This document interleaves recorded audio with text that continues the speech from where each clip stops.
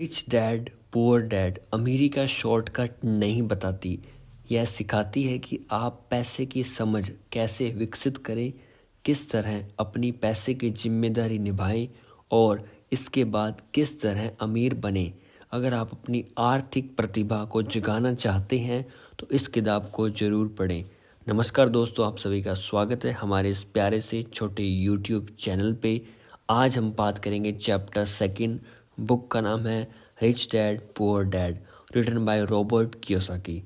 इस वीडियो के अंत में कुछ ऐसे पॉइंट्स हैं जो मेरे सबसे फेवरेट हैं, तो बिना सुने मत जाइएगा। चलिए शुरू करते हैं। चैप्टर का नाम है अमीर लोग पैसे के लिए काम नहीं करते। अमीर लोग पैसे के लिए काम बिल्कुल भी नहीं करते। डैडी, क्या आप मुझे बता सकते हैं कि अमीर कैसे बना जाए? यह सुनते ही मेरे डैडी ने अपना शाम का अखबार नीचे रख दिया। बेटे, तुम अमीर क्यों बनना चाहते हो? क्योंकि आज जिमी की मम्मी अपनी नई कैडिलैक कार में आई और वे लोग पिकनिक पर अपने समुंदर तट वाले घर पर जा रहे थे। जिमी अपने साथ अपने 3 दोस्तों को भी ले गया, परंतु माइक और मुझे नहीं ले गया। उसने कहा भी नहीं। उसने हमसे यह कहा कि वह हमें इसलिए नहीं ले जाएगा क्योंकि हम लोग गरीब बच्चे थे। क्या सच में उसने ऐसा कहा? डैडी ने अविश्वास से पूछा। हाँ, बिल्कुल ऐसा ही कहा, मैंने दर्द भरी आवाज़ में कहा। डैडी ने अपना सिर हिलाया, नाक तक चश्मे को बढ़ाया और फिर अखबार पढ़ने लगे। मैं उनके जवाब का इंतज़ार करता रहा और यह 1956 की बात है। तब मैं 9 साल का था। किस्मत की बात थी कि मैं उसी पब्लिक स्कूल में जाता था जिसमें अमीर लोगों के बच्चे पढ़ते थे। हम शुगर प्लांटेशन के कस्बे में रहते थे। प्लांटेशन के मैनेजर और कस्बे के बाकी अमीर लोग जैसे डॉक्टर, बिजनेसमैन और बैंकर अपने बच्चों को पहली क्लास से 6ठी क्लास तक इसी स्कूल में भेजते थे। 6ठी क्लास के बाद बच्चों को प्राइवेट स्कूलों में भेजा जाता था। अगर मेरा परिवार सड़क के दूसरे छोर पर रह रहा होता तो मुझे अलग तरह के स्कूल में भेजा जाता। अब मेरे जैसे परिवारों के बच्चे पढ़ते थे। 6ठी क्लास के बाद इन बच्चों की तरह मैंने भी पब्लिक, इंटरमीडिएट और हाई स्कूल किया होता, क्योंकि उनकी ही तरह मेरे लिए भी प्राइवेट स्कूल में जाना संभव नहीं था। मेरे डैडी ने आखिर अखबार को रख दिया। मुझे पता था कि वे क्या सोच रहे थे। उन्होंने धीमे से शुरुआत की। अगर तुम अमीर बनना चाहते हो तो तुम्हें पैसे बनाना सीखना चाहिए। मैंने पूछा, मैं पैसे बनाना किस तरह सीख सकता हूँ? अपने दिमाग के इस्तेमाल से, उन्होंने मुस्कुराते हुए कहा, जिसका असली मतलब यह था, बस मैं तुम्हें इतना ही बता सकता हूँ, या मैं इसका जवाब नहीं जानता, इसलिए मुझे तंग मत करो। उनके कहने का ये तात्पर्य था। एक साझेदारी हुई। अगली सुबह मैंने अपने सबसे अच्छे दोस्त माइक को अपने डैडी की बातें बताई। जहाँ तक मुझे याद है, उस स्कूल में माइक ही के 2 गरीब बच्चे थे। माइक भी मेरी ही तरह था, क्योंकि वह भी किस्मत की वजह से ही उस स्कूल में था। ऐसा लगता था जैसे किसी ने कस्बे में स्कूलों की सरहदों तक कर दी थी और इसी कारण हम लोग अमीर बच्चों के स्कूल में पढ़ रहे थे। सच कहा जाए तो हम लोग गरीब नहीं थे, परंतु हमें ऐसे लगता था क्योंकि बाकी सभी बच्चों के पास नए बेसबॉल क्लब्स, नई साइकिलें और हर चीज़ नई होती थी। मम्मी और डैडी ने हमें ज़रूरत की सभी चीज़ें दी थी, जैसे खाना, घर, कपड़े, लेकिन इसके ज़्यादा कुछ भी नहीं। मेरे डैडी कहा करते थे, अगर तुम्हें कोई चीज़ चाहिए तो उसके लिए काम करो। हमें बहुत सी चीज़ें चाहिए थी, लेकिन 9 साल के बच्चों के लिए करने के लिए ज़्यादा काम मौजूद नहीं थे। माइक ने पूछा, तो पैसा कमाने के लिए हमें क्या करना चाहिए? मैं नहीं जानता, मैंने कहा, लेकिन क्या तुम इस काम में मेरे पार्टनर बनना चाहते हो? वह राजी हो गया और उस शनिवार की सुबह माइक मेरा पहला बिजनेस पार्टनर बन गया। हम दोनों पूरी सुबह यही सोचते रहे कि पैसे किस तरह कमाए जाए।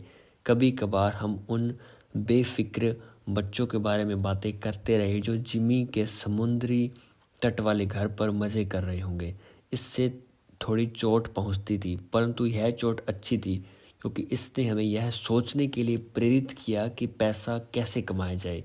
आखिरकार उस दोपहर को हमारे दिमाग में बिजली कौंध गई और एक ऐसा विचार था जो माइक ने किसी विज्ञान की किताब में पढ़ा था। रोमांचित होकर हमने अपने हाथ मिलाए और पार्टनरशिप के पास एक बिजनेस आ गया। अगले कुछ हफ्तों तक मैं और माइक आसपास के इलाके में दौड़ भाग करते रहे। हम दरवाज़ों पर दस्तक देते थे और पड़ोसियों से कहते थे कि वे अपने इस्तेमाल किए हुए टूथपेस्ट ट्यूब हमारे लिए रख लें। हैरत से हमें देखते हुए ज़्यादातर लोगों ने मुस्कुराकर हमारी बात मान ली। कुछ ने हमसे पूछा कि हमें टूथपेस्ट ट्यूब क्यों चाहिए। इसके जवाब में हमने कहा, हम आपको यह नहीं बता सकते, यह एक बिजनेस सीक्रेट है। सप्ताह गुजरते गए और मेरी माँ बहुत दुखी हो गई। अपने कच्चे माल को इकट्ठा करने के लिए हमने जो जगह चुनी थी वह उनकी वॉशिंग मशीन के ठीक पास थी, एक भूरे कार्डबोर्ड के डिब्बे में जिसमें कभी केचप की बोतलें रखी रहती थी। हमारे इस्तेमाल किए हुए टूथपेस्ट के ट्यूब्स की संख्या बढ़ने लगी। आखिर एक दिन माँ के सब्र का बांध टूट गया। पड़ोसियों के मुड़े तुड़े और इस्तेमाल किए हुए टूथपेस्ट ट्यूब को देखते देखते वह ऊब गई थी। उन्होंने पूछा, तुम लोग क्या कर रहे हो? और मैं यह नहीं सुनना चाहती कि यह एक बिजनेस सीक्रेट है। यह कचरे को साफ कर दो या मैं उसे उठाकर बाहर फेंक देती हूँ। माइक और मैंने उनके हाथ पैर जोड़े, उन्हें यह बताया कि जल्दी ही हमारा कच्चा माल पर्याप्त जमा हो जाएगा और फिर हम उत्पादन शुरू कर देंगे। हमने उन्हें बताया कि हम कुछ पड़ोसियों का इंतज़ार कर रहे थे ताकि वे अपने टूथपेस्ट के ट्यूब्स ख़त्म कर लें। माँ ने हमें एक हफ्ते की मोहलत और दे दी। उत्पादन शुरू होने की तारीख करीब आ गई थी। दबाव बढ़ चुका था। हमारे वेयरहाउस के मालिक यानी कि मेरी माँ ने हमारी पहली पार्टनरशिप कंपनी को जगह खाली करने का नोटिस थमा दिया था। कितनी इंटरेस्टिंग बुक होती जा रही है दोस्तों। एक 9 साल के बच्चे इतना कुछ सोच रहे हैं। आप सोच कर देखिए कितनी बड़ी चीज़ है ये हम सभी के लिए। हम माइक का काम यह था कि वह पड़ोसियों को अपने टूथपेस्ट जल्दी ख़त्म करने के लिए कहे और साथ में यह भी जोड़ दे, दांत के डॉक्टरों का कहना है कि दिन में कई बार ब्रश करना चाहिए। मैं उत्पादन की प्रक्रिया को ठीक ठाक करने में जुट गया। एक दिन मेरे डैडी अपने एक दोस्त के साथ कार में बैठकर पोर्च में आए और उनके आश्चर्य का ठिकाना नहीं रहा जब उन्होंने वहाँ 9 साल के 2 बच्चों को उत्पादन की प्रक्रिया में पूरी गति से जुटते हुए देखा। हर जगह बारीक सफ़ेद पाउडर बिखरा हुआ था। एक लंबी मेज पर स्कूल से लाए गए दूध के छोटे कार्टन थे और हमारे परिवार की हिबाची ग्रिल लाल दहकते कोयले के साथ अधिकतम गर्मी पर जल रही थी। डैडी सावधानी से चलकर हमारे करीब आए। चूँकि हमारे उत्पादन की प्रक्रिया ने पोर्च पर करना कर लिया था, इसलिए उन्हें कार बाहर ही खड़ी करनी पड़ी। जब वह उनके दोस्त के पास आए तो उन्होंने कोयले के ऊपर रखा एक स्टील का बर्तन देखा जिसमें टूथपेस्ट के ट्यूब पिघल रहे थे। उन दिनों टूथपेस्ट प्लास्टिक के ट्यूब्स में नहीं आते थे, ट्यूब शीशे के बने होते थे। एक बार पेंट जल जाने पर हम ट्यूब्स को स्टील के बर्तन में ढाल देते थे ताकि वह पिघलकर द्रव रूप में आ सके। इस पिघले हुए शीशे को हम छोटे छेद वाले दूध के कार्टनों में डाल रहे थे। दूध के इन कार्टनों में प्लास्टर ऑफ पेरिस भरा था। हर तरफ फैला सफ़ेद पाउडर प्लास्टर ही था जिसमें हमने पानी मिलाया था। जल्दबाजी में मैंने उसके बैग को गिरा दिया था और पूरी ज़मीन ऐसे लग रही थी जैसे वहाँ अभी अभी बर्फ़ का तूफ़ान आया हो। दूध के कार्टन भारी बक्से थे जिसके भीतर प्लास्टर ऑफ पेरिस के सांचे थे। मेरे डैडी और उनके दोस्त हमें देखते रहे और हम पिघले हुए शीशे को प्लास्टर ऑफ पेरिस के ट्यूब के ऊपर से छोटे से छेद में डालते रहे। संभल कर, मेरे डैडी ने कहा। मैंने बिना सिर उठाए हामी भर दी। आखिरकार जब शीशे को ढालने का काम ख़त्म हो गया तो मैंने स्टील के बर्तन को नीचे रख दिया और फिर डैडी की तरफ देखकर मुस्कुराया। उन्होंने हल्की मुस्कान के साथ पूछा, तुम लोग क्या कर रहे हो? हम वही कर रहे हैं जो आपने बताया था, हम अमीर बनने जा रहे हैं। मैंने कहा, हाँ। माइक ने सिर हिलाते हुए कहा और मुस्कुराते हुए कहा, हम दोनों पार्टनर हैं। डैडी ने पूछा, और इन प्लास्टर के सांचे में क्या है? देखिए, मैंने कहा, इसमें एक बहुत अच्छी चीज़ है। छोटे हथौड़े से मैंने सील को ठोका जिससे बाहरी खोल टूट गया। सावधानी से मैंने ऊपर के आधे प्लास्टर को उठाया और जस्ते का एक सिक्का बाहर गिर गया। हे भगवान, मेरे डैडी ने कहा। तो तुम लोग जस्ते के सिक्के ढाल रहे थे? बिल्कुल सही, माइक ने कहा। हम वही कर रहे थे जैसा आपने हमसे कहा था। हम पैसा बना रहे थे। मेरे डैडी के दोस्त ज़ोर ज़ोर से हंसने लगे। मेरे डैडी भी मुस्कुराए और उन्होंने अपना सिर हिलाया। उन्होंने उनके सामने आग और टूथपेस्ट के ट्यूब के बक्से के साथ सफ़ेद धूल में लिपटे हुए 2 साल के दो बच्चे खड़े थे जो इस कान से उस कान तक खुलकर मुस्कुरा रहे थे।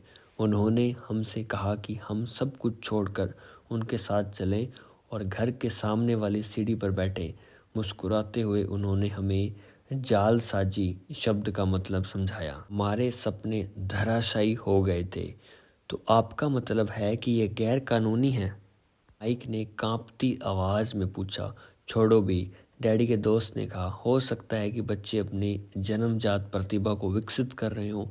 मेरे डैडी उन्हें घूरते रहे। हाँ, यह गैर कानूनी है, डैडी ने नरमी से कहा, परंतु तुम लोगों ने यह साबित कर दिया है कि तुम में बहुत ज़्यादा रचनात्मकता और मौलिक विचार हैं। इसी तरह आगे बढ़ते रहो, मुझे तुम पर गर्व है। निराश होकर माइक और मैं तकरीबन 20 मिनट तक चुपचाप अपना सिर पकड़कर बैठे रहे। इसके बाद हमने सारा अटाला साफ करना शुरू किया। पहले ही दिन हमारा बिजनेस चौपट हो गया। पाउडर साफ करते हुए मैंने माइक की ओर देखा और कहा, तुम्हें लगता है कि जिमी और उसके दोस्त ठीक कहते हैं? हम सचमुच गरीब हैं। जब मैंने यह कहा तब डैडी बस जाने ही वाले थे। बच्चों, उन्होंने कहा, तुम गरीब तभी कहलाओगे जब तुम लोग हार मान लोगे। सबसे महत्वपूर्ण चीज़ यह है कि तुमने कुछ किया। ज़्यादातर लोग केवल अमीर बनने के बारे में बातें करते रहते हैं और उनके सपने देखते रहते हैं। तुमने कुछ किया है। मुझे तुम दोनों पर गर्व है। मैं एक बार फिर से यही कहूँगा, आगे बढ़े चलो, हार मत मानो। माइक और मैं खामोश खड़े रहे। यह शब्द सुनने में अच्छे थे, परंतु हमें यह पता नहीं था कि क्या करना चाहिए। तो ऐसा क्यों है डैडी कि आप अमीर क्यों नहीं हैं? मैंने पूछा। क्योंकि मैंने एक स्कूल टीचर बनने का फ़ैसला किया था। स्कूल के टीचर अमीर बनने के बारे में नहीं सोचते, हम सिर्फ पढ़ाना पसंद करते हैं। काश मैं तुम लोगों की मदद कर सकता, परंतु हकीकत में यह नहीं जानता कि दौलत कैसे कमाई जाती है। माइक और मैं पलटे और अपने सफाई अभियान में जुट गए। डैडी ने कहा, अगर तुम लोग यह सीखना ही चाहते हो कि अमीर कैसे बना जाए तो मुझसे मत पूछो। माइक, तुम अपने डैडी से यह सवाल पूछो। मेरे डैडी? माइक ने हैरानी से कहा, हाँ, तुम्हारे डैडी। मेरे डैडी ने मुस्कुराकर दोहराया, तुम्हारे डैडी और मेरा बैंकर एक ही है और वह तुम्हारे डैडी की बहुत तारीफ करते हैं। उसने मुझे कई बार यह बताया है कि पैसा बनाने में तुम्हारे डैडी का कोई जवाब नहीं है। मेरे डैडी? माइक ने एक बार फिर हैरानी से पूछा, फिर ऐसा क्यों है कि स्कूल के अमीर बच्चों की तरह हमारे पास शानदार कार और आलीशान बंगला नहीं है? शानदार कार और आलीशान बंगले के होने का यह मतलब नहीं होता कि आप निश्चित रूप से अमीर हैं या आप पैसा बनाने की कला जानते हैं, डैडी ने जवाब दिया। जिमी के डैडी शुगर प्लांटेशन में काम करते हैं। उनमें और मुझ में ज़्यादा फर्क नहीं है। वह एक कंपनी के लिए काम करते हैं और मैं सरकार के लिए। कंपनी उन्हें कार खरीद कर दे देती है। इस समय शक्कर की कंपनी आर्थिक संकट में फंसी हुई है और जिमी के डैडी के पास जल्द ही कुछ नहीं बचेगा। तुम्हारे डैडी अलग हैं माइक, ऐसा लगता है कि वे एक साम्राज्य बनाने जा रहे हैं और मेरा अंदाज है कि कुछ ही सालों में वे बहुत अमीर बन जाएंगे। यह सुनकर माइक और मैं एक बार फिर रोमांचित हो गए। नए उत्साह से हमने अपने डूबे हुए व्यवसाय के कचरे को साफ करना शुरू कर दिया। जब हम सफाई कर रहे थे तो हमने यह भी योजना बना ली कि कब और कैसे माइक के डैडी से बात की जाए। समस्या यह थी कि माइक के डैडी बहुत ज़्यादा काम करते थे और देर रात तक घर नहीं लौटते थे। माइक के डैडी के पास कई वेयरहाउस, कंस्ट्रक्शन कंपनी, स्टोर की श्रृंखला और 3 रेस्टोरेंट थे। रेस्टोरेंट के कारण ही उन्हें घर लौटने में देर हो जाती थी। सफाई ख़त्म करने के बाद माइक बस पकड़कर अपने घर चला गया। वह अपने डैडी से बात करने वाला था, चाहे वह कितनी ही देर से घर लौटे, और उनसे पूछने वाला था कि क्या वे हमें अमीर बनने की तरकीब सिखाने के लिए तैयार हैं।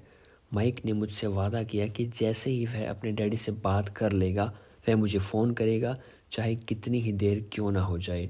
फ़ोन रात को 8:30 पर आया। के अगले शनिवार, मैंने कहा, और फिर फ़ोन रख दिया। माइक के डैडी माइक और मुझसे मिलने के लिए तैयार हो गए थे। शनिवार की सुबह 7:30 मैंने शहर के दूसरे हिस्से में जाने के लिए बस पकड़ी। यहाँ पर दोस्तों एक छोटी सी हेडिंग है और सबक शुरू हुए। मैं तुम्हें 1 घंटे के 10 सेट दूंगा।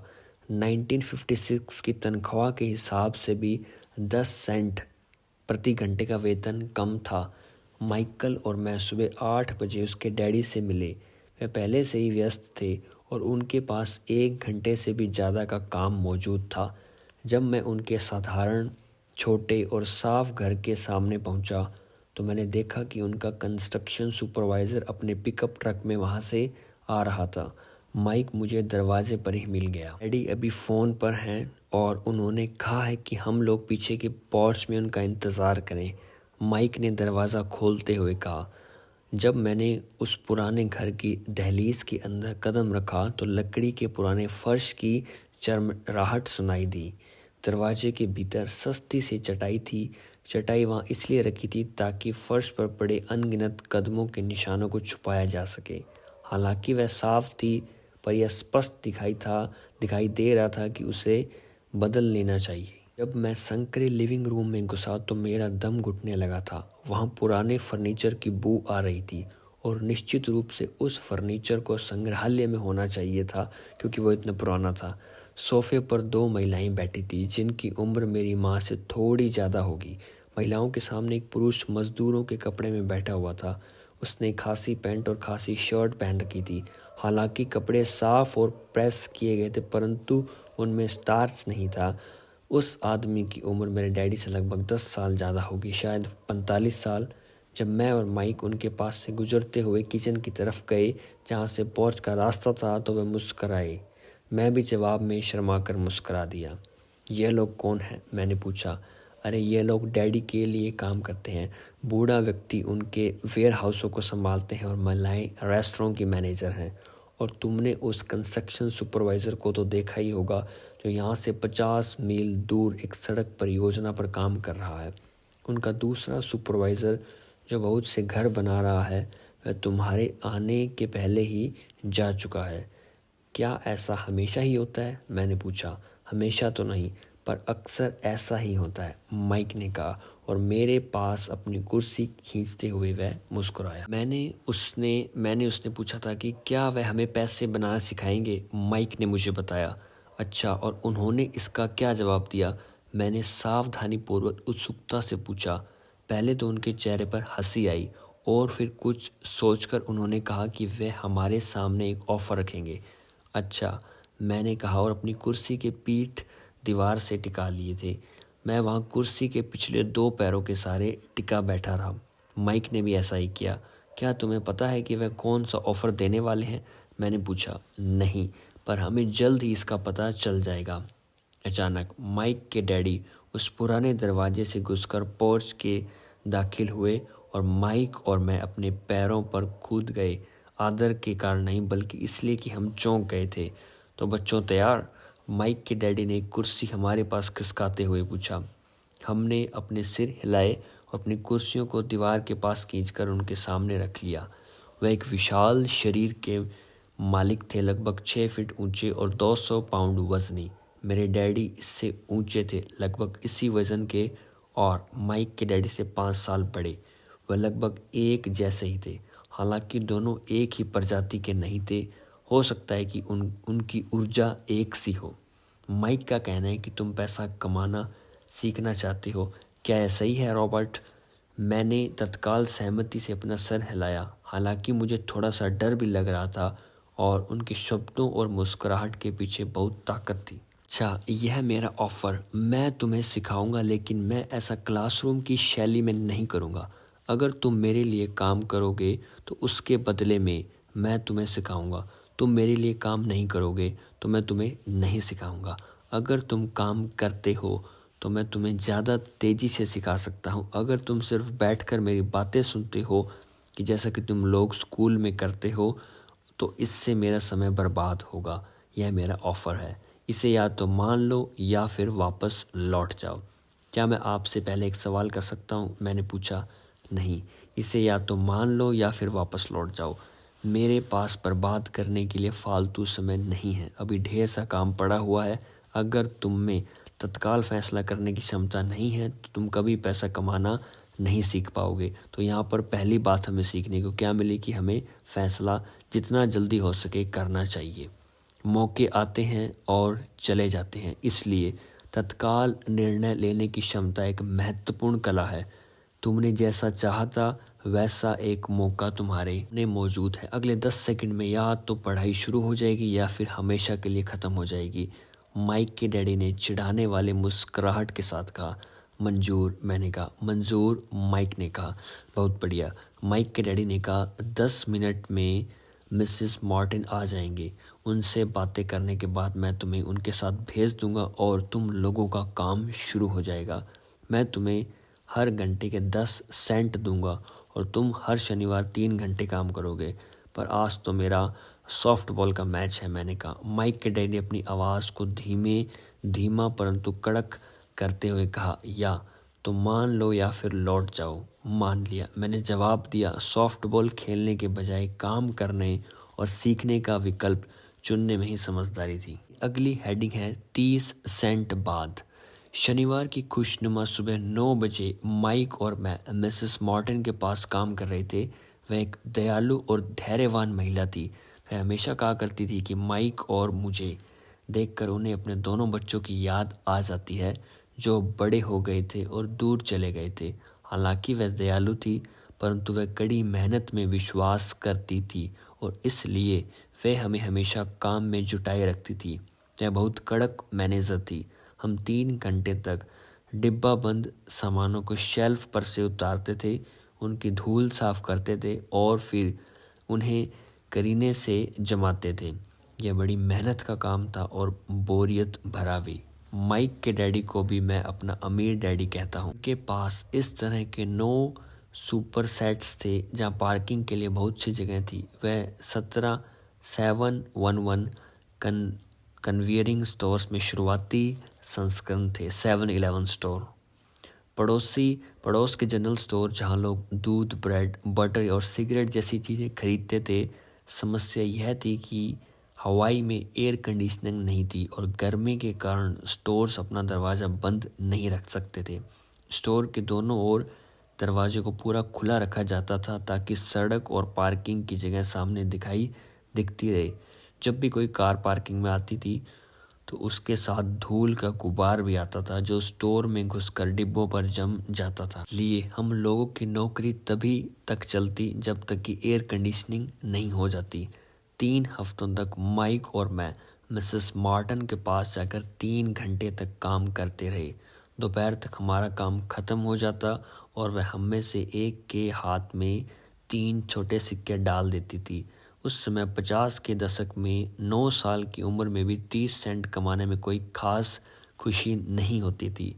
तब कॉमिक्स की कीमत 10 सेंट हुआ करती थी, इसलिए मैं अपनी कमाई को कॉमिक्स पर खर्च कर देता था और घर लौट जाता था। चौथे हफ्ते के बुधवार तक मैंने काम छोड़ने का मन बना लिया था। मैं सिर्फ इसलिए काम करने के लिए तैयार हुआ था क्योंकि मैं माइक के डैडी से पैसा कमाना सीखना चाहता था। इसीलिए मैं 10 सेंट प्रति घंटे की गुलामी कर रहा था। और सबसे बड़ी बात तो यह थी कि उस पहले शनिवार के बाद से मैंने माइक के डैडी को देखा तक नहीं था। मैं काम छोड़ रहा हूँ, मैंने लंच के समय माइक से कहा। स्कूल लंच बड़ा निराशजनक था। स्कूल की उबाऊ था।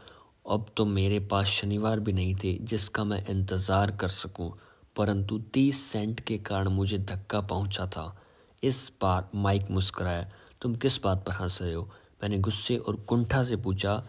डैडी ने कहा था कि ऐसा ही होगा। उन्होंने कहा था कि जब तुम काम छोड़ने का फैसला कर लो तब वह तुमसे मिलना चाहेंगे। क्या? मैंने आवेग में पूछा, क्या वह मेरे उकता जाने का इंतज़ार कर रहे थे? कुछ कुछ, माइक ने कहा। मेरे डैडी जरा अलग किस्म के हैं। उनका सिखाने का तरीका तुम्हारे डैडी के पढ़ाने के तरीके से बिल्कुल अलग है। तुम्हारे मम्मी डैडी बहुत बातें करते हैं। दूसरी तरफ मेरे डैडी बहुत कम बोलते हैं। तुम सिर्फ इस शनिवार तक इंतज़ार कर लो, मैं उन्हें बता दूंगा कि तुमने काम छोड़ने का फ़ैसला कर लिया है। इसका मतलब यह है कि मेरे साथ नाटक खेला गया है। नहीं, ऐसा नहीं हुआ है, पर शायद हो सकता है। डैडी शनिवार को इसके बारे में समझाएंगे। अगली हेडिंग में कहते हैं राइटर साहब, शनिवार को लाइन में लगकर इंतज़ार करते हुए मैं उनका सामना करने के लिए तैयार था। यहाँ तक कि मेरे असली डैडी भी उनसे नाराज़ थे। मेरे असली डैडी, जिन्हें मैं गरीब डैडी कहता हूँ, यह मानते थे कि मेरे अमीर डैडी बाल श्रम कानूनों का उल्लंघन कर रहे थे और इस पूरे मामले की जांच होनी चाहिए। मेरे पढ़े लिखे गरीब डैडी ने मुझसे यह कहा कि मैं सही तनख्वाह मांगूं, कम से कम 25 सेंट प्रति घंटा। मेरे गरीब डैडी ने मुझसे कहा कि अगर मेरी तनख्वाह नहीं बढ़ती तो मुझे तत्काल नौकरी छोड़ देनी चाहिए, और वैसे भी तुम्हें उस घटिया काम की कोई ज़रूरत नहीं है। मेरे गरीब डैडी ने झल्लाकर कहा।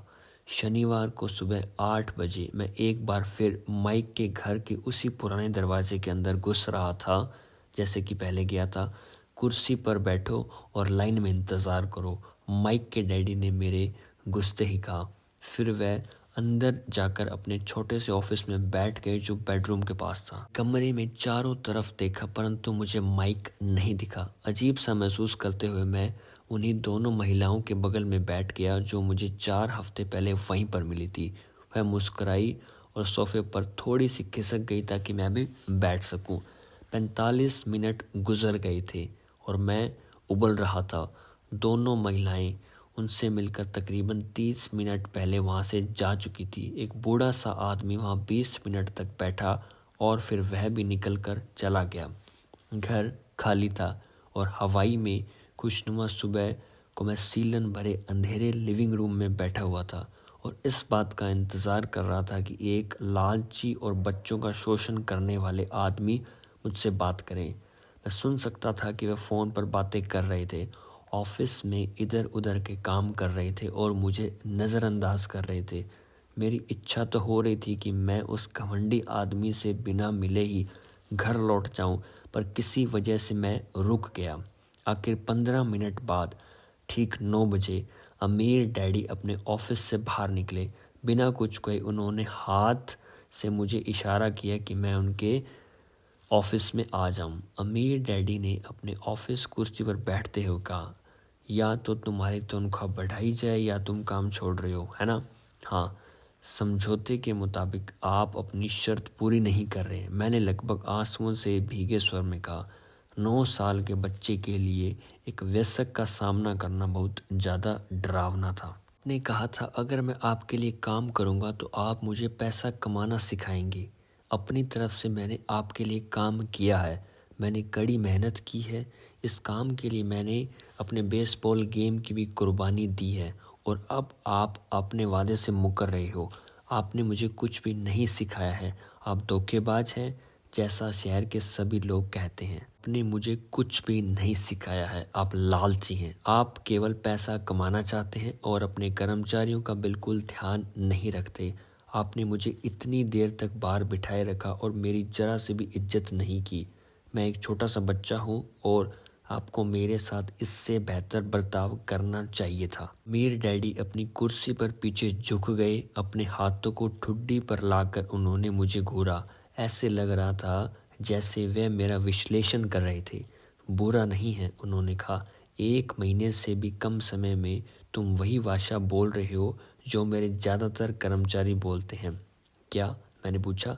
मैं समझ नहीं पा रहा था कि वह क्या कह रहे थे और इसलिए मैंने अपना दुखड़ा रोना चालू रखा। मुझे लगता था कि आप अपने वादे पर कायम रहेंगे और मुझे कुछ सिखाएंगे। इसके बजाय आप तो मुझ पर अत्याचार करना चाहते हो। यह तो जुल्म है, सरासर जुल्म। मैं तुम्हें सिखा तो रहा हूँ, अमीर डैडी ने धीमी आवाज़ में कहा। आपने मुझे क्या सिखाया है? कुछ भी नहीं, मैंने गुस्से से कहा। एक बार मैं चंद सिक्कों में काम करने के लिए तैयार हो गया, उसके बाद तो आपने मुझसे बात तक नहीं की। 10 सेंट प्रति घंटे। मैं आपकी शिकायत सरकार से करूँगा। हमारे देश में भी बाल श्रम कानून है और आप तो जानते ही हैं मेरे डैडी सरकार के लिए काम करते हैं। शाबाश, अमीर डैडी ने कहा। अब तुम उन ज़्यादातर लोगों की भाषा बोल रहे हो जो कभी मेरे लिए काम करते थे। वह लोग जिन्हें या तो मैंने नौकरी से निकाल दिया है या जिन्होंने खुद मेरी नौकरी छोड़ दी है। इस बारे में आपको क्या कहना है? मैंने पूछा और मुझे यह लग रहा था कि कम उम्र के बावजूद मैं बहादुरी से बात कर रहा था। आपने मुझसे झूठ बोला। मैंने आपके लिए काम किया और आपने अपना वादा पूरा नहीं किया। आपने मुझे कुछ भी नहीं सिखाया और कहना कौन कहता है कि मैंने तुम्हें कुछ नहीं सिखाया है? मेरे अमीर डैडी ने शांति से कहा।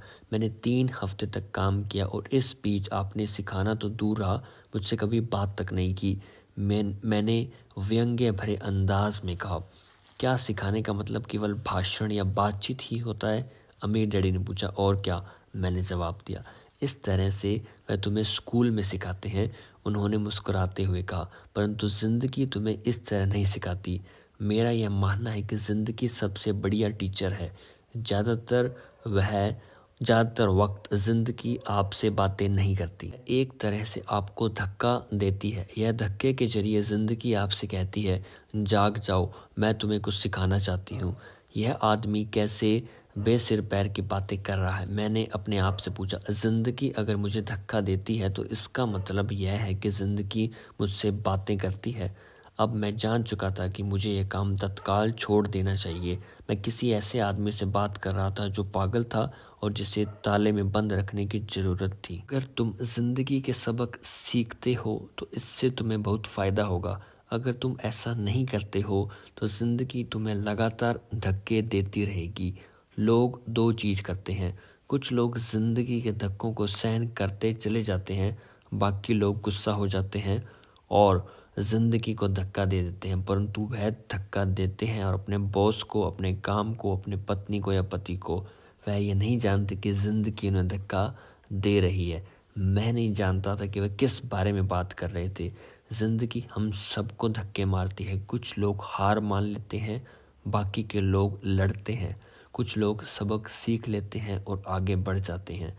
ज़िंदगी के धक्कों का स्वागत करते हैं। इन गिने चुने लोगों के लिए इसका यह मतलब होता है कि उन्हें कुछ नया सीखना चाहिए। वह सीखते हैं और आगे बढ़ जाते हैं। ज़्यादातर लोग छोड़ देते हैं और वह कुछ लोग तुम्हारी तरह लड़ते भी हैं। मेरे डैडी खड़े हुए और उन्होंने टूटी फूटी खिड़की को बंद कर दिया। अगर तुम यह सबक सीख लेते हो तो तुम एक समझदार, अमीर और सुखी युवक बन सकते हो। अगर तुम यह सबक नहीं सीखते हो तो तुम ज़िंदगी भर अपनी समस्याओं के लिए अपनी नौकरी, अपनी कम तनख्वाह या फिर अपने बॉस को कोसते ही रहोगे पूरी ज़िंदगी भर के लिए। तुम हमेशा ऐसे बड़े मौके की उम्मीद करते रहोगे और आए और तुम्हारी आर्थिक समस्याओं को सुलझाते ही रह जाओगे। अमीर डैडी ने मेरी तरफ देखा कि क्या मैं अब भी उनकी बात सुन रहा हूँ। उनकी आंखें मेरी आंखों से मिली। हम एक दूसरे की तरफ देखते रहे और हमारी आंखों के बीच संप्रेषण यानी कि एक कनेक्शन की धाराएं बहने लगी। आखिर जब मैं उनके संदेश का मतलब समझ गया तो मैंने अपनी नज़रें झुका ली। मैं जान गया था कि वह सही थे। मैं उन्हें दोषी ठहरा रहा था, जबकि सीखने की ज़िद मेरी ही थी। मैं फालतू में ही लड़ रहा था। मेरे डैडी ने आगे कहा, अगर आप इस तरह के आदमी हैं जिसमें हिम्मत नहीं है तो आप ज़िंदगी के हर थपेड़े के सामने हार मान जाते हैं। अगर आप इस किस्म के आदमी हैं तो आप ज़िंदगी भर सुरक्षित खेल खेलते रहेंगे, सही चीज़ें करते रहेंगे और किसी ऐसे वक्त का इंतज़ार करते रहेंगे जो आने वाला नहीं है, और फिर आप एक बोरिंग बुड्ढे की तरह मर जाएंगे। आपके बहुत से दोस्त होंगे जो आपकी सिर्फ इसलिए तारीफ़ करेंगे क्योंकि आप एक मेहनती और भले आदमी थे। आपने अपनी ज़िंदगी सुरक्षित खेल खेलने और सही चीज़ें करने में गुजार दी, परंतु सच बात तो यह है कि आपने ज़िंदगी के थपेड़े के सामने घुटने टेक दिए और आप खतरा मोल लेने की कल्पना तक से डरते थे। हकीकत में तो आप जितना चाहते थे, परंतु आपके लिए हारने का डर जीतने के रोमांच से ज़्यादा ताकतवर साबित हुआ। अंदर से आप और केवल आप जान पाएंगे कि आपने कभी जीतने की कोशिश नहीं की, आपने सुरक्षित खेल खेलने का विकल्प चुना। हमारी नज़रें एक बार फिर मिली। 10 सेकंड तक हम एक दूसरे की तरफ देखते रहे और एक बार फिर मैंने तभी नज़रें हटाई जब मैं उनकी बात का मतलब समझ गया। आप मुझे धक्का दे रहे थे? मैंने पूछा। कुछ लोग ऐसा कह सकते हैं। अमीर डैडी मुस्कराए। मैं तो यही कहूँगा कि मैं तुम्हें ज़िंदगी का स्वाद चखा रहा था। कैसा स्वाद? मैंने पूछा। मैं अब भी गुस्सा था, परंतु अब मेरी जिज्ञासा भी जाग गई थी। अब मैं सीखने के लिए भी तैयार था। दोनों ऐसे पहले लोग हो जिन्होंने मुझसे पैसा बनाने की कला सीखने का आग्रह किया। मेरे पास 150 से भी ज़्यादा कर्मचारी हैं, पर उनमें से एक ने भी मुझसे यह नहीं पूछा कि पैसा कमाने की कला के बारे में कभी नहीं पूछा। वे मुझसे नौकरी मांगते हैं, तनख्वाह मांगते हैं, परंतु पैसा बनाने की कला नहीं सीखना चाहते। जो ज़्यादातर लोग इसी तरह अपने ज़िंदगी के सबसे बेहतरीन साल पैसे के लिए काम करने में बर्बाद कर देंगे और आखिर तक यह कभी समझ ही नहीं पाएंगे कि दरअसल वे किसके लिए काम कर रहे थे। मैं पूरा ध्यान लगाकर उनकी बात सुनता रहा। तो जब माइक ने मुझसे कहा कि तुम पैसे कमाने की कला सीखना चाहते हो, तो मैंने एक ऐसा कोर्स तैयार किया जो असली ज़िंदगी के करीब था। मैं बोलते बोलते थक जाता, परंतु तुम कभी मेरी बात का मतलब नहीं समझ पाते। इसलिए मैंने यह फैसला किया कि तुम्हें ज़िंदगी के थपेड़े का स्वाद चखा दिया जाए, ताकि तुम मेरी बात सुन भी सको और समझ भी। इसी कारण मैंने तुम्हें 1 घंटे के 10 सेंट दिए थे। 10 सेंट प्रति घंटे काम करने के बाद मैंने क्या सबक सीखा? मैंने पूछा। यही कि आप घटिया हैं और अपने कर्मचारियों का शोषण करते हैं। अमीर डैडी अपनी कुर्सी पर पीछे की तरफ झुकते हुए जोर से हंसने लगे। जब उनकी हंसी बंद हुई तो उन्होंने कहा, अच्छा होगा अगर तुम अपना सोचने का नज़रिया बदल लो। मुझे समस्या मत बताओ, मुझे दोष देना छोड़ दो। अगर तुम सोचते हो कि तुम्हारी समस्या मैं हूँ, तो तुम्हें मुझे बदलना होगा। इसके बजाय अगर तुम्हें यह लगता है कि तुम्हारी समस्या तुम खुद हो, तो तुम खुद को बदल सकते हो, सीख सकते हो और ज़्यादा समझदार बन सकते हो। ज़्यादातर लोग चाहते हैं कि दुनिया का हर आदमी बदल जाए, बस हम खुद ही ना बदलें। मैं तुम्हें यह बता दूं कि किसी दूसरे को बदलने से ज़्यादा आसान यह है कि हम खुद को बदल लें। मैं आपकी बात ठीक से समझ नहीं पाया। मैंने कहा, अपनी समस्याओं के लिए मुझे दोष देना छोड़ दो। अमीर डैडी ने अधीरता से कहा, पर आपने मुझे सिर्फ 10 सेंट का ही वेतन दिया, तो तुमने क्या सीखा? अमीर डैडी ने मुस्कुराते हुए पूछा। यही कि आप घटिया है। मैंने शरारत भरी मुस्कान के साथ कहा। अच्छा, तो तुम यह सोचते हो कि समस्या मैं हूँ? अमीर डैडी ने कहा। वो तो आप है ही। खैर, इसी तरीके से सोचते रहो, तुम जिंदगी भर कुछ नहीं सीख पाओगे। अगर तुम्हारा नज़रिया यही है कि समस्या मैं हूँ, तो तुम्हारे पास क्या विकल्प रह जाते हैं? अगर आप मेरी तनख्वाह नहीं बढ़ाते या मुझे इज्जत नहीं देते, तो मैं काम छोड़कर चला जाऊँगा। कहा। अमीर डैडी ने कहा। और ज़्यादातर लोग यही करते हैं, वे काम छोड़कर चले जाते हैं और दूसरी नौकरी की तलाश करते हैं जहां उन्हें बेहतर मौके और ज़्यादा अच्छी तनख्वाह मिले। उन्हें यह गलतफहमी होती है कि नई नौकरी या ज़्यादा तनख्वाह से उनकी समस्या सुलझ सकती है। ज़्यादातर मामलों में ऐसा नहीं होता है। तो समस्या किस तरह सुलझ सकती है? मैंने पूछा। 10 सेंट प्रति घंटे के हिसाब से तनख्वाह लेकर मुस्कुराते हुए। अमीर डैडी मुस्कुराई। यही बाकी लोग करते हैं। वह ये जानते हुए भी कम तनख्वाह में काम करते हैं, क्योंकि नौकरी छूट जाने पर उनका और उनके परिवार का पेट कैसे भरेगा। इसीलिए मन महसूस कर वह नौकरी करते हैं और यह सोचकर तनख्वाह बढ़ाने का इंतज़ार करते हैं कि ज़्यादा पैसा आने से समस्या सुलझ जाएगी। ज़्यादातर लोग ऐसा ही सोचते हैं और कड़ी मेहनत करते हुए दूसरी नौकरी भी कर लेते हैं, परंतु उसमें भी उन्हें तनख्वाह कम ही मिलती है। मैं फर्श को घूरता रहा। अब मैं अमीर डैडी के सबक को समझने लगा था। मुझे यह एहसास हो गया था कि यह ज़िंदगी का स्वाद है। आखिरकार मैंने ऊपर की ओर देखा और अपना सवाल दोहराया, तो फिर यह समस्या किस तरह सुलझेगी? इस सवाल के जवाब में अमीर डैडी ने मुझे एक बेशकीमती नज़रिया दिया, जो उन्हें अपने कर्मचारियों और मेरे गरीब डैडी से अलग करता था। और जिसकी बदौलत वे हवाई के सबसे अमीर आदमी बनने वाले थे, जबकि मेरे पढ़े लिखे गरीब डैडी ज़िंदगी भर पैसे की तंगी से जूझने वाले थे। यह एक अद्भुत नज़रिया था जिसने मेरी ज़िंदगी का नक्शा ही बदल दिया।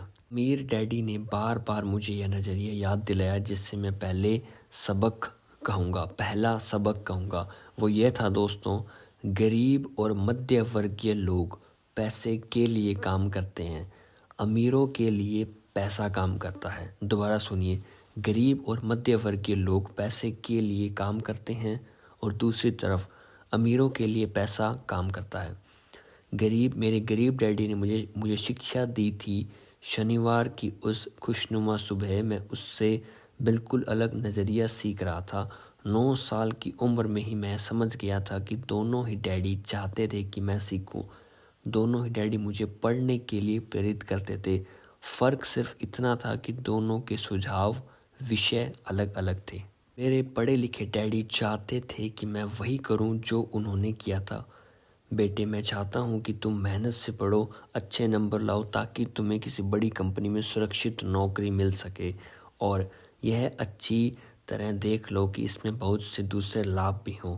मेरे अमीर डैडी चाहते थे कि मैं यह सीखूं कि पैसा कैसे काम करता है ताकि मैं इससे अपने लिए काम करवा सकूं। यह सबक मुझे जीवन भर उनके मार्गदर्शन में सीखना था, ना कि किसी क्लासरूम में।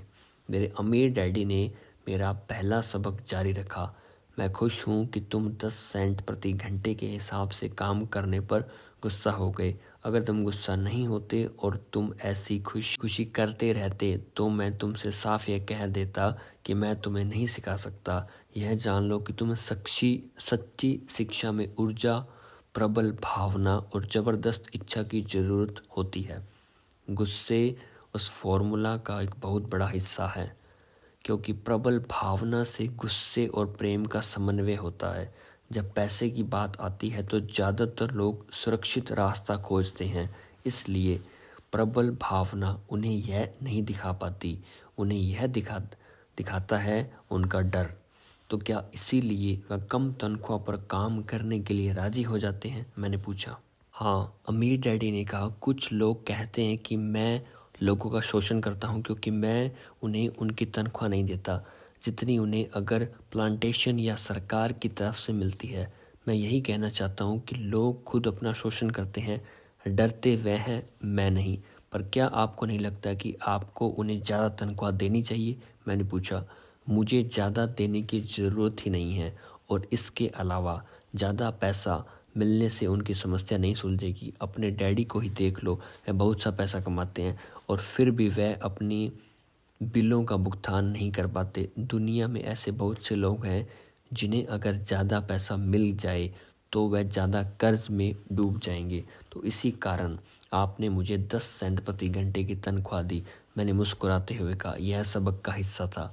बिल्कुल सही। अमीर डैडी ने मुस्कुरा कर कहा, देखो, तुम्हारे डैडी स्कूल गए और उन्होंने बहुत बढ़िया शिक्षा इसलिए हासिल की ताकि उन्हें अच्छी तनख्वाह वाली नौकरी मिल सके, जो उन्हें मिल गई।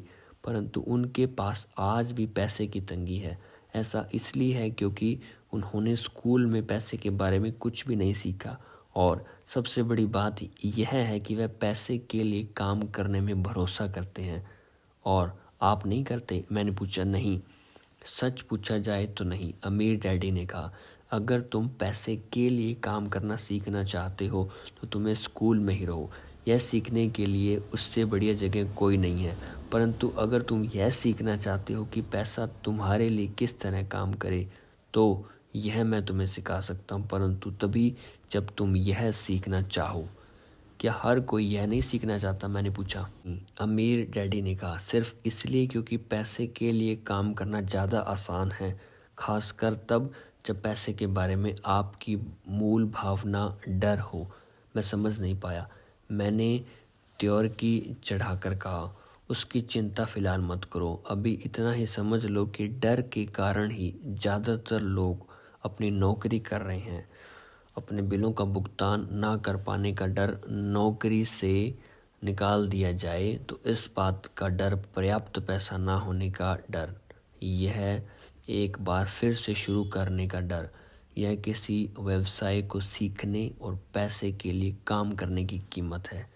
ज़्यादातर लोग पैसे के गुलाम बन जाते हैं और फिर वे अपने बॉस पर अपनी भड़ास निकालते हैं। आपकी नज़र में पैसे से अपने लिए काम करवाना एक बिल्कुल अलग विषय है? मैंने पूछा। बिल्कुल, अमीर डैडी ने जवाब दिया, बिल्कुल अलग है। शनिवार की उस खुशनुमा सुबह हवाई में हम लोग चुपचाप बैठे रहे। मेरे दोस्त उस समय लिटिल लीग बेसबॉल गेम शुरू कर रहे होंगे, पर किसी वजह से मैं खुश था कि मैंने 10 सेंट प्रति घंटे के हिसाब से काम करने का फैसला किया था। मुझे लगा कि मैं कुछ ऐसा सीखने जा रहा था जो मेरे दोस्त स्कूल में कभी नहीं सीख पाएंगे। सीखने के लिए तैयार? अमीर डैडी ने पूछा। बिल्कुल, मैंने दांत निकाल कर कहा। मैंने अपना वादा निभाया है। मैंने तुम्हें दूर बैठे बैठे भी सिखाया है। अमीर डैडी ने कहा, 9 साल की उम्र में तुम्हें इस बात का पता चल चुका है कि पैसे के लिए काम करना कैसे होता है। अपने पिछले महीने को 50 सालों से गुणा कर लो और तुम्हें इस बात का अंदाज़ हो जाएगा कि ज़्यादातर लोगों की ज़िंदगी किस तरह गुजरती है। मैं समझ नहीं पाया। मैंने कहा, जब तुम मुझसे मिलने के लिए लाइन में इंतज़ार कर रहे थे तो तुम्हें कैसे लग रहा था? एक बार नौकरी के लिए और दूसरी बार तनख्वाह बढ़वाने के लिए। भयानक, मैंने कहा। अगर तुम पैसे के लिए काम करने का विकल्प चुनते हो तो ज़्यादातर लोगों के लिए ज़िंदगी का मतलब यही होता है, अमीर डैडी ने कहा। और तुम्हें तब कैसा लगा था जब मिसेस मार्टिन ने तुम्हारे हाथ में 3 घंटे के काम के लिए 30 सिक्के थमाए? मुझे लगा था कि यह काफ़ी नहीं है। मुझे लग रहा था कि यह कुछ भी नहीं है। मैं निराश हुआ था, मैंने कहा। और यही ज़्यादातर कर्मचारियों को लगता है जब वे अपनी तनख्वाह के चेक को देखते हैं, खासकर तब जब उससे टैक्स और बाकी कटौतियां कर ली जाती है। कम से कम तुम्हें तो पूरी तनख्वाह मिलती थी, उन्हें तो पूरी तनख्वाह भी नहीं मिलती। का मतलब है कि ज़्यादातर कर्मचारियों को पूरी तनख्वाह नहीं मिलती। मैं हैरान था। नहीं, अमीर डैडी ने कहा, सरकार हमेशा अपना हिस्सा पहले ले लेती है। सरकार ऐसा कैसे करती है? मैंने पूछा। टैक्स, अमीर डैडी ने कहा, जब आप कमाते हैं तो आप पर टैक्स लगता है, जब आप खर्च करते हैं तो आप पर टैक्स लगता है, और जब आप बचाते हैं तो आप पर टैक्स लगता है। जब आप मर जाते हैं तो भी आप पर टैक्स लगता है। लोग सरकार को ऐसा क्यों करने देते हैं? अमीर लोग ऐसा नहीं करने देते, अमीर डैडी ने मुस्कुराकर कहा, परंतु गरीब और मध्य वर्गीय लोग ऐसा करने देते हैं। मैं दावा करता हूँ कि तुम्हारे डैडी से ज़्यादा कमाता हूँ, परंतु वे ज़्यादा टैक्स चुकाते हैं। यह कैसे संभव है? मैंने पूछा। 9 साल का बच्चा इस अजीब आंकड़े को समझ नहीं पा रहा था। कोई आदमी सरकार को ऐसा करने की इजाज़त कैसे दे सकता है? अमीर डैडी चुपचाप बैठे रहे। मैं समझ गया वे चाहते थे कि मैं सुनूं, ना कि उनसे फालतू के सवाल करूं। आखिर मैं शांत हो गया। जो मैंने सुना था वह मुझे अच्छा नहीं लगा था। मैं जानता था कि मेरे डैडी हमेशा टैक्स का रोना रोते रहते थे, परंतु दरअसल इस बारे में वह कुछ भी नहीं कर पाते थे। क्या ज़िंदगी उन्हें धक्का दे रही थी? अमीर डैडी मेरी तरफ देखते हुए अपनी कुर्सी में धीमे धीमे और खामोशी से हिलने लगे। सीखने के लिए तैयार? उन्होंने पूछा। मैंने अपना सिर धीमे से हिलाया। जैसा मैंने कहा, सीखने के लिए बहुत कुछ है। पैसे से अपने लिए काम कैसे करवाया जाए, यह ज़िंदगी भर चलने वाली पढ़ाई है। ज़्यादातर लोग 4 साल के लिए कॉलेज जाते हैं और उनकी पढ़ाई पूरी हो जाती है। मैं पहले से ही जानता हूँ कि मेरी धन संबंधी पढ़ाई जीवन भर चलेगी, और इसकी वजह यह है कि मैं जितना ज़्यादा जान लेता हूँ उससे भी ज़्यादा जानने की मेरी जिज्ञासा बढ़ती चली जाती है।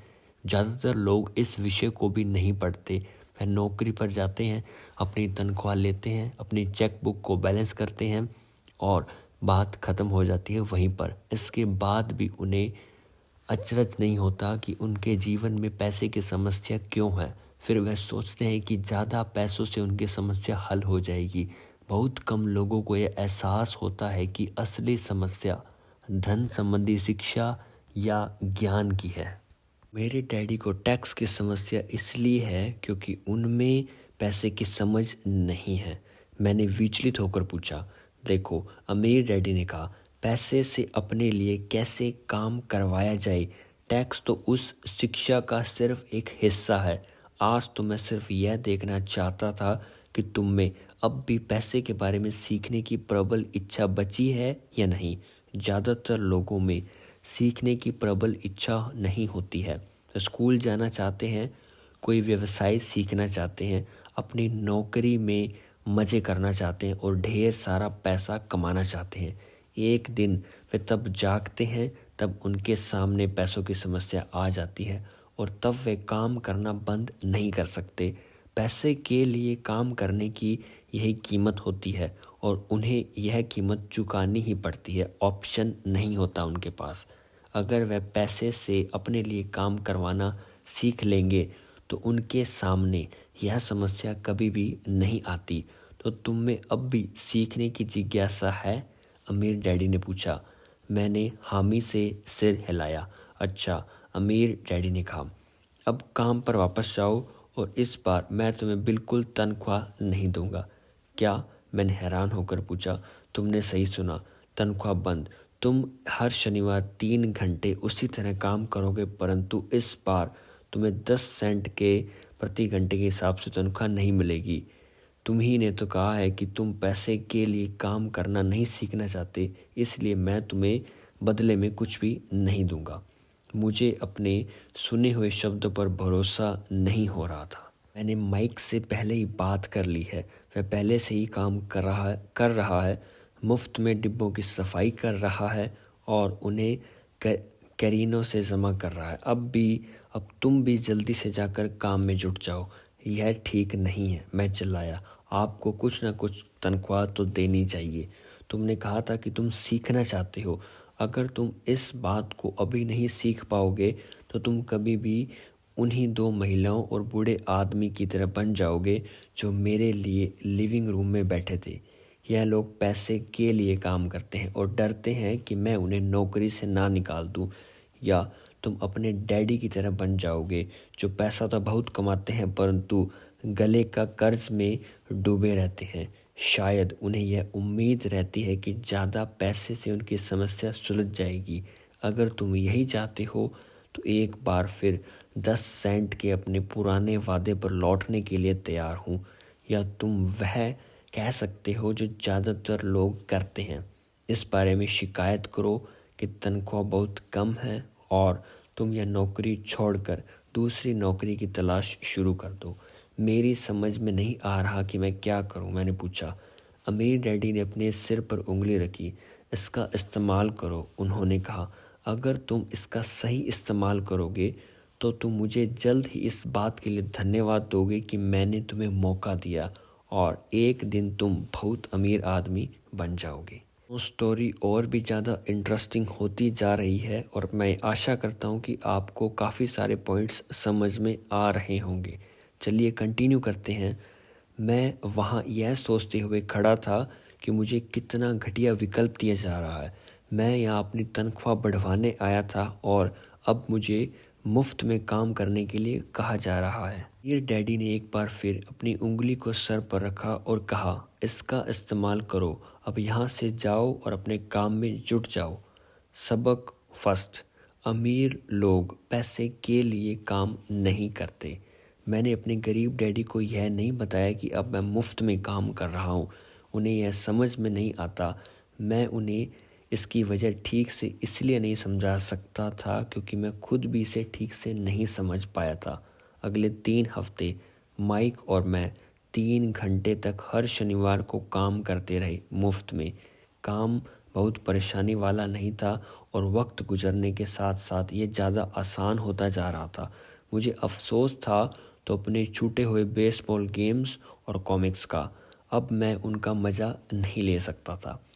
तीसरे हफ्ते दोपहर में अमीर डैडी आए। हमने उनके ट्रक के पार्किंग में आने की आवाज़ सुनी। वह स्टोर में घुसे और उन्होंने मिसेस मार्टिन को गले लगाकर अभिवादन किया।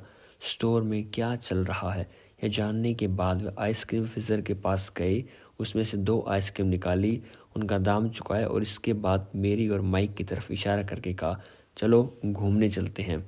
हम सड़क के पार गए, कुछ कारों को चकमा दिया और एक बड़े घास के मैदान में टहलने लगे। जहाँ कुछ वयस्क संगठन सॉफ्टबॉल खेल रहे थे। दूर की पिकनिक टेबल पर बैठकर उन्होंने माइक और मुझे आइसक्रीम दी।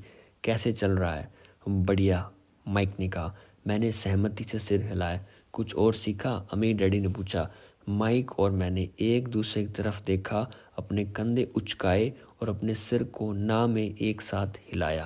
हमारी यहाँ पर एक छोटी सी हेडिंग है, जिंदगी के सबसे बड़े जाल से बचना। अच्छा, यह होगा कि तुम बचपन से ही यह सोचना शुरू कर दो। तुम अब जिंदगी के सबसे बड़े सबक को देख रहे हो। अगर तुम इस सबक को सीख लेते हो तो तुम बहुत ज़्यादा आज़ादी और सुरक्षा भरी जिंदगी का सुख ले सकते हो। अगर तुम यह सबक नहीं सीख पाते हो तो तुम भी मिसेस मार्टन और इस पार्क में खेल रहे ज़्यादातर लोगों की तरह ही बन जाओगे। वे बहुत ज़्यादा मेहनत करते हैं परंतु उसके बदले में उन्हें बहुत कम पैसे मिलते हैं। वे नौकरी की सुरक्षा के मोह में फंसे रहते हैं।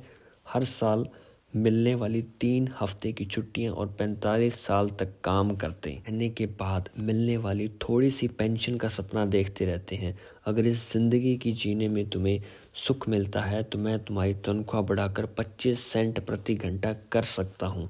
परंतु यह लोग अच्छे लोग हैं और मेहनती भी हैं, फिर आप उनका मजाक क्यों उड़ा रहे हैं? मैंने पूछा। अमीर डैडी के चेहरे पर मुस्कान आ गई। मिसेस मार्टन मेरे लिए माँ जैसी है। मैं इतना कठोर नहीं हो सकता कि उनका मजाक उड़ाऊं। यह कठोर लगता ज़रूर है क्योंकि मैं तुम दोनों के सामने स्थिति स्पष्ट करना चाहता हूँ और वह भी आसान शब्दों में। मैं तुम्हारे नज़रिए को बड़ा करना चाहता हूँ ताकि तुम कुछ आगे भी देख सको, दूर तक देख सको। ज़्यादातर लोगों को आगे देखने का फ़ायदा कई बार इसलिए नहीं मिल पाता क्योंकि उनके देखने का दायरा बहुत छोटा होता है। ज़्यादातर लोग जिस जाल में फंसे हुए हैं वे उसे देख ही नहीं पाते। माइक और मैं वहाँ पर सोचते हुए बैठे रहे क्योंकि हम उनकी बातों का मतलब पूरी तरह से नहीं समझ सके थे। उनकी बातें सुनने में कठोर और कड़वी लग रही थी परंतु हम यह भी जानते थे कि वे हमें कुछ सिखाने की काफ़ी कोशिश कर रहे थे। मुस्कुराहट के साथ अमीर डैडी ने कहा, क्या 25 सेंट प्रति घंटे का ऑफ़र अच्छा नहीं लगा? क्या इससे दिल की धड़कन तेज़ नहीं हुई? मैंने अपना सिर ना में हिलाया, जबकि असल में ऐसा ही हुआ था। 1 घंटे काम के बदले में 25 सेंट मेरे हिसाब से बहुत बढ़िया सौदा था। अच्छा, मैं तुम्हें 1 घंटे की $1 दूंगा, अमीर डैडी ने शरारत भरी मुस्कान के साथ कहा। अब मेरा दिल तूफान मेल की तरह दौड़ रहा था। मेरा दिमाग चीख चीख कर कह रहा था, इसकी बात मान लो। मुझे अपने कानों पर भरोसा नहीं हो रहा था परंतु फिर भी मैं चुप रहा। अच्छा, $2 प्रति घंटे। मुझे ऐसे लगा जैसे मेरे छोटे से 9 साल पुराने दिमाग में किसी ने बम फोड़ दिया हो। 1956 में $2 प्रति घंटे की कमाई मुझे दुनिया का सबसे अमीर बच्चा बना देती। मैं इतना सारा पैसा कमाने की कल्पना भी नहीं कर सकता था। मैं ही हाँ कहना चाहता था। मैं सौदा पक्का करना चाहता था। मुझे नई दिख रही थी और नए बेसबॉल के ग्लव्स दिख रहे थे। मेरे पास कड़क नोट देखकर मेरे दोस्तों की जलन और तारीफ भी मुझे साफ दिखाई दे रही थी। सबसे बड़ी बात तो यह थी कि जिमी और उसके अमीर दोस्त मुझे फिर कभी गरीब नहीं कह सकते थे परंतु किसी वजह से मैं खामोश खड़ा रहा।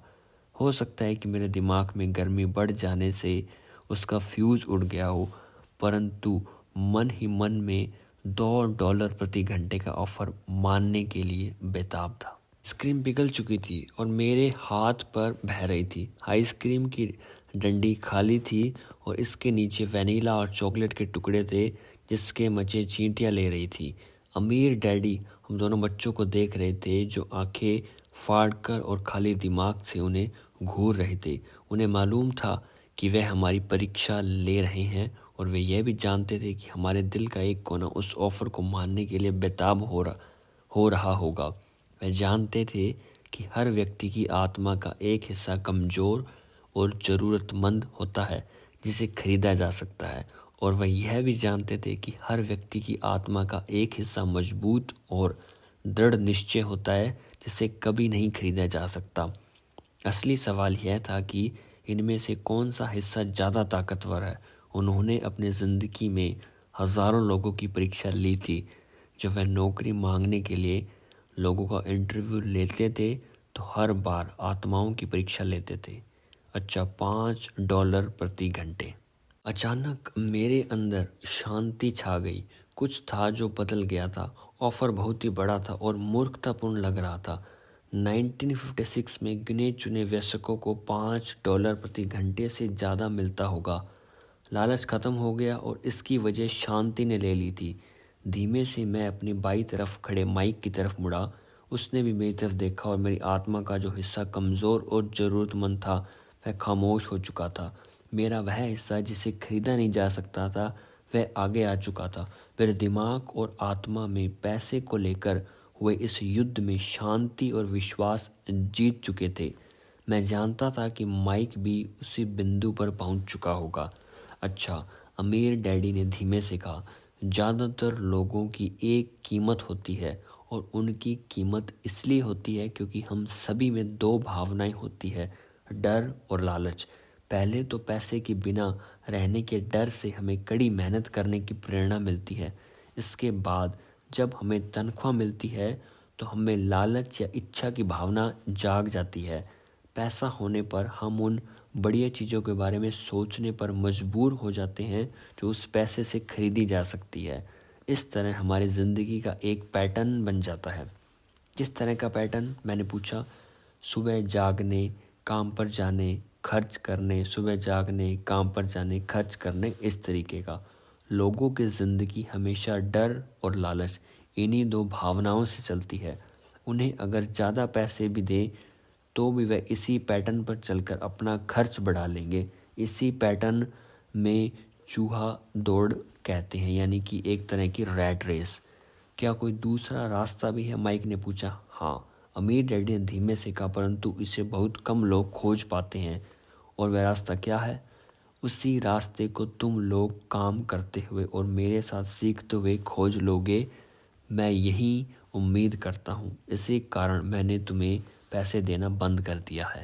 इस बारे में कोई संकेत तो दीजिए, माइक ने कहा। हम लोग मेहनत से काम करते करते थक चुके हैं, खासकर तब जब इसके बदले में हमें कुछ नहीं मिल रहा। पहला कदम तो यह है कि तुम लोग सच बोलो, अमीर डैडी ने कहा। हम लोग झूठ नहीं बोल रहे हैं, मैंने कहा। मैंने कब कहा कि तुम लोग झूठ बोल रहे हो? मैं तो यह कह रहा हूँ कि सच्ची बात कह देनी चाहिए, अमीर डैडी ने जवाब दिया। किस बारे में? मैंने पूछा। इस बारे में कि तुम लोगों को कैसे लग रहा है, अमीर डैडी ने कहा। तुम्हें यह किसी और से कहने की ज़रूरत नहीं है, सिर्फ अपने आप से सच बोलो। आपके कहने का मतलब यह है कि इस पार्क में मौजूद लोग, आपके लिए काम करने वाले लोग, मिसेस मार्टिन, यह सब लोग ऐसा नहीं करते। मुझे ऐसा ही लगता है, अमीर डैडी ने कहा। इसके बजाय उन्हें हमेशा पैसा नहीं होने का डर सताता रहता है।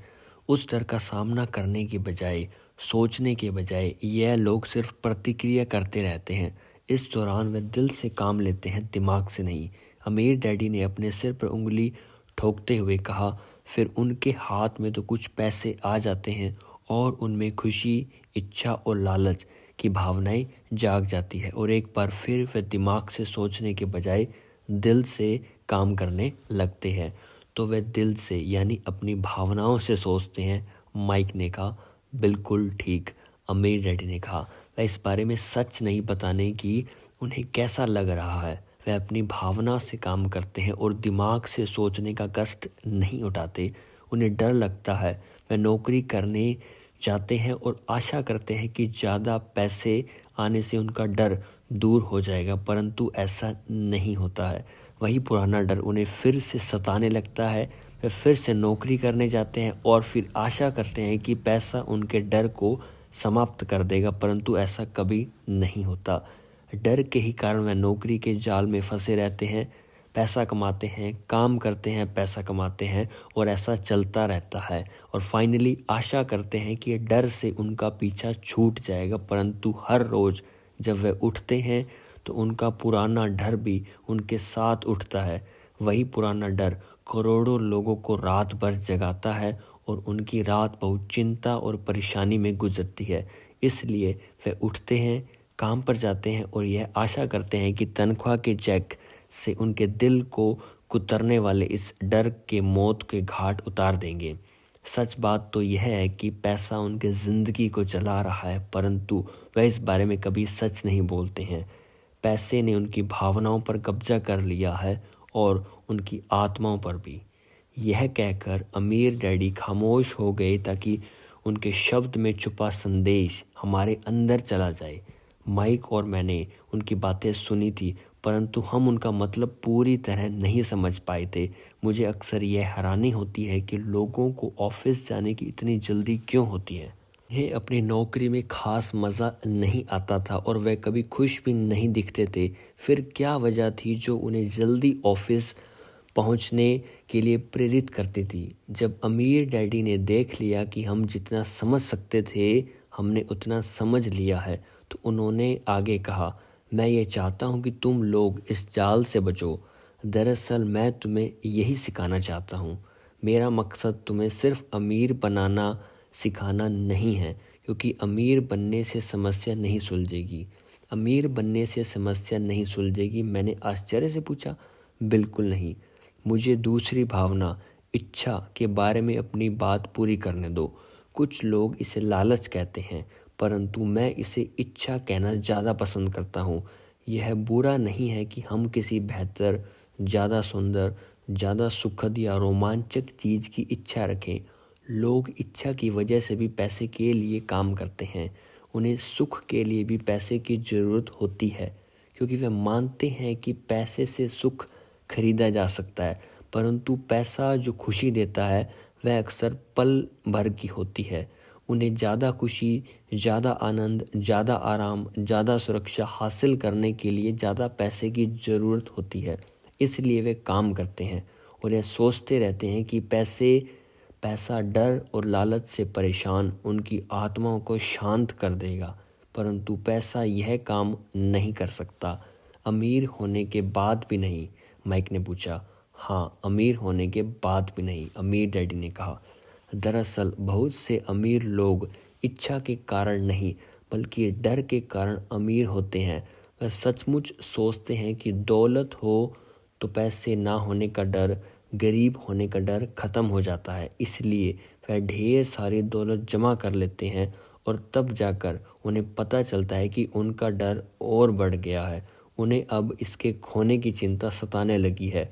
मैं ऐसे दोस्तों को जानता हूँ जो बहुत सा पैसा होने के बाद भी काम में जुटे रहते हैं। मैं ऐसे लोगों को भी जानता हूँ जिनके पास आज करोड़ों की दौलत है, परंतु वे आज उससे भी ज़्यादा चिंतित और परेशान हैं जितने वे अपने गरीबी के दिनों में थे। उन्हें इस बात का डर है कि वह अपनी सारी दौलत खो देंगे। अमीर बनने से पहले जो डर उन्हें सता रहे थे वे अमीर बनने के बाद भी और बढ़ गए।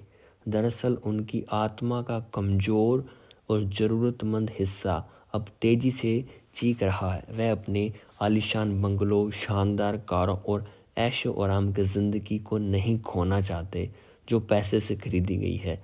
वह इसी चिंता में घुलते रहते हैं कि अगर वे कंगाल हो गए तो उनके दोस्त क्या कहेंगे।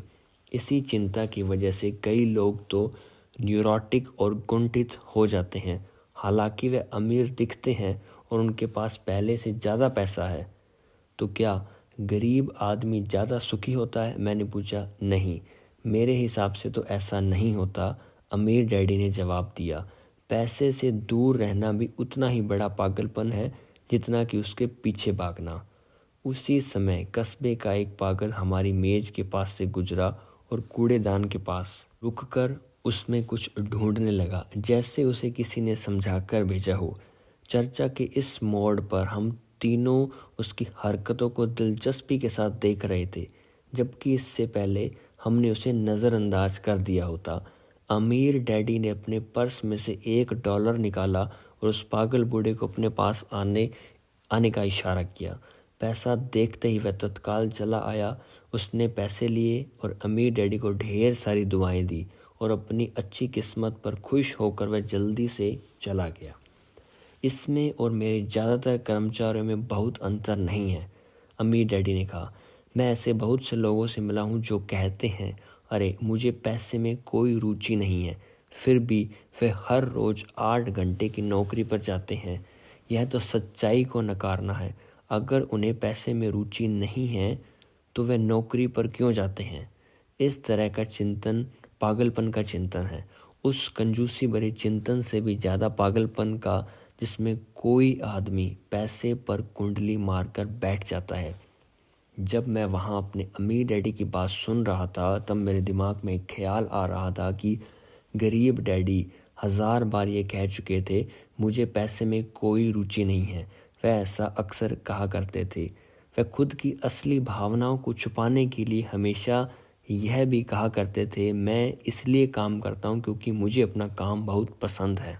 तो हमें क्या करना चाहिए? मैंने पूछा। यही कि हम पैसे के लिए काम नहीं करें जब तक कि हमारे मन से डर और लालच की भावनाएं पूरी तरह से ना निकल जाए।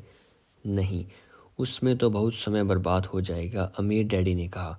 भावनाओं के कारण ही तो हम इंसान हैं, इन्हीं के कारण हमारी हस्ती है। भावना शब्द का मतलब है चलायमान ऊर्जा, यानी कि जो लगातार चलती रहती है हमें चलाने के लिए। अपनी भावनाओं के बारे में ईमानदार रहो और अपने दिमाग और भावनाओं का इस्तेमाल अपने समर्थन में करो, ना कि अपने विरोध में, यानी अपनी बात को मनाने के लिए, ना कि खुद को अपोज करने में। आहा, माइक ने कहा, अगर तुम्हें मेरी बात समझ में नहीं आई हो तो इस बारे में चिंता मत करो। आगे आने वाले सालों में तुम्हें इसका मतलब समझ में आ जाएगा। आसानी से अपनी भावनाओं पर प्रतिक्रिया करने के बजाय उनका विश्लेषण करने की कोशिश करो। ज़्यादातर लोग यह नहीं जानते कि वे अपने दिमाग से सोचने के बजाय अपने दिल की भावनाओं से सोचते हैं। अपनी भावनाएं, आपकी भावनाएं तो आपकी रहेंगी ही, परंतु आपको अपने दिमाग से सोचना भी आना चाहिए, क्योंकि दिमाग को सोचने के लिए ही बनाया गया है। क्या आप मुझे इसका कोई उदाहरण दे सकते हैं? मैंने पूछा। क्यों नहीं, अमीर डैडी ने जवाब दिया। जब कोई आदमी कहता है मुझे नौकरी खोजने की ज़रूरत है, तो इस बात की बहुत संभावना है कि उसकी भावनाएं फैसला कर रही है। इस विचार का असली कारण है पैसा ना होने का डर। परंतु अपनी ज़िंदगी चलाने के लिए लोगों को पैसे की ज़रूरत तो पड़ती ही है। मैंने कहा, बिल्कुल पड़ती है। अमीर डैडी मुस्कुराए और कहा, मैं सिर्फ यह कह रहा हूँ कि उनके डर के कारण उनके मन में यह विचार आता है। मैं समझ नहीं पाया, माइक ने कहा। अमीर डैडी ने कहा, अगर आपके मन में पैसे की कमी का डर जाग जाए तो तत्काल नौकरी ढूंढने के लिए दौड़ मत लगाइए, ताकि कुछ रुपयों के सहारे उस डर को मार दिया जाए। इसके बजाय आप खुद से यह सवाल पूछिए, क्या लंबे समय में इस डर का सबसे बढ़िया इलाज नौकरी है? मेरे ख्याल से इसका जवाब नहीं होता है, खासकर जब आप किसी आदमी की पूरी ज़िंदगी को देखते हैं। नौकरी दीर्घकालीन समस्या का अल्पकालीन समाधान है, यानी कुछ समय का समाधान है। परंतु मेरे डैडी हमेशा कहा करते हैं, स्कूल में पढ़ो, अच्छे नंबर लाओ, ताकि तुम्हें एक सुरक्षित और अच्छी नौकरी मिल सके। मैंने हड़बड़ी में बोल ही दिया, हाँ, मैं समझ सकता हूँ कि वैसा क्यों कहते हैं। अमीर डैडी ने मुस्कुराकर कहा, ज़्यादातर लोग ऐसी ही सलाह देते हैं और ज़्यादातर लोगों को यह एक अच्छा विचार लगता है, परंतु लोगों की इस सलाह के पीछे भी डर छुपा होता है। आपका यह मतलब है कि मेरे डैडी ऐसा इसलिए कहते हैं क्योंकि वह डरे हुए हैं? हाँ, अमीर डैडी ने कहा, वह घबराए हुए हैं कि शायद तुम पैसा नहीं कमा पाओगे और समाज में फिट नहीं हो पाओगे। मुझे गलत मत समझना, वह तुम्हें प्यार करते हैं और तुम्हारा भला चाहते हैं, और मैं सोचता हूँ कि उनका डर सही भी है। शिक्षा और नौकरी महत्वपूर्ण है, परंतु इससे डर का इलाज नहीं होगा। वही डर जो उन्हें सुबह उठकर कुछ रुपए कमाने के लिए प्रेरित करता है, उसी डर के कारण वह तुम्हारे स्कूल जाने पर इतना जोर देते हैं। वह आपकी सलाह क्या है? मैंने पूछा। मैं चाहता हूँ कि तुम्हें पैसे की ताकत पर काबू पाना सिखाऊं। पैसे का डर तुम्हारे दिमाग से निकल जाना चाहिए, और यह स्कूल में नहीं सिखाया जाता। अगर तुम इसे नहीं सीखोगे तो तुम पैसे के गुलाम बन जाओगे। अब उनकी बातें मेरी समझ में आ रही थी। वह हमारे विचारों को ज़्यादा व्यापक बनाना चाहते थे और वह चाहते थे कि जो मिसेस मार्टिन नहीं देख सकती, उनके कर्मचारी नहीं देख सकते और मेरे डैडी तक नहीं देख सकते, वह देखने की योग्यता हम में आ जाए। उन्होंने जो उदाहरण दिए थे वह उस पर कठोर जरूर लग रहे थे, लेकिन मैं उन्हें कभी नहीं भूलता। मेरा नज़रिया उस दिन बहुत बड़ा हो गया था। अब मैं उस जाल को देख सकता था जो ज़्यादातर लोगों के सामने बिछा होता है। देखो, आखिरकार हम सभी लोग कर्मचारी हैं, हम केवल अलग अलग स्तरों पर काम करते हैं। अमीर डैडी ने कहा, मैं तुम लोगों से बस यही चाहता हूँ कि तुम लोग इस जाल से बचे रहो। डर और लालच, इन दो फंदों से बचने वाले जाल से। इनका इस्तेमाल अपने समर्थन में करो, अपने विरोध में नहीं। मैं तुम लोगों को यही सिखाना चाहता हूँ। मैं तुम लोगों को यह नहीं सिखाना चाहता कि ढेर सारा पैसा कैसे इकट्ठा कर लिया जाए। उससे डर या लालच को नहीं जीता जा सकता। अगर तुम्हें डर और लालच पर काबू पाना नहीं आता तो तुम चाहे कितना भी अमीर बन जाओ, असलियत में तुम एक बड़ी तनख्वाह पाने वाले गुलाम ही रहोगे। तो हम किस तरह इस जाल से बच सकते हैं, मैंने पूछा।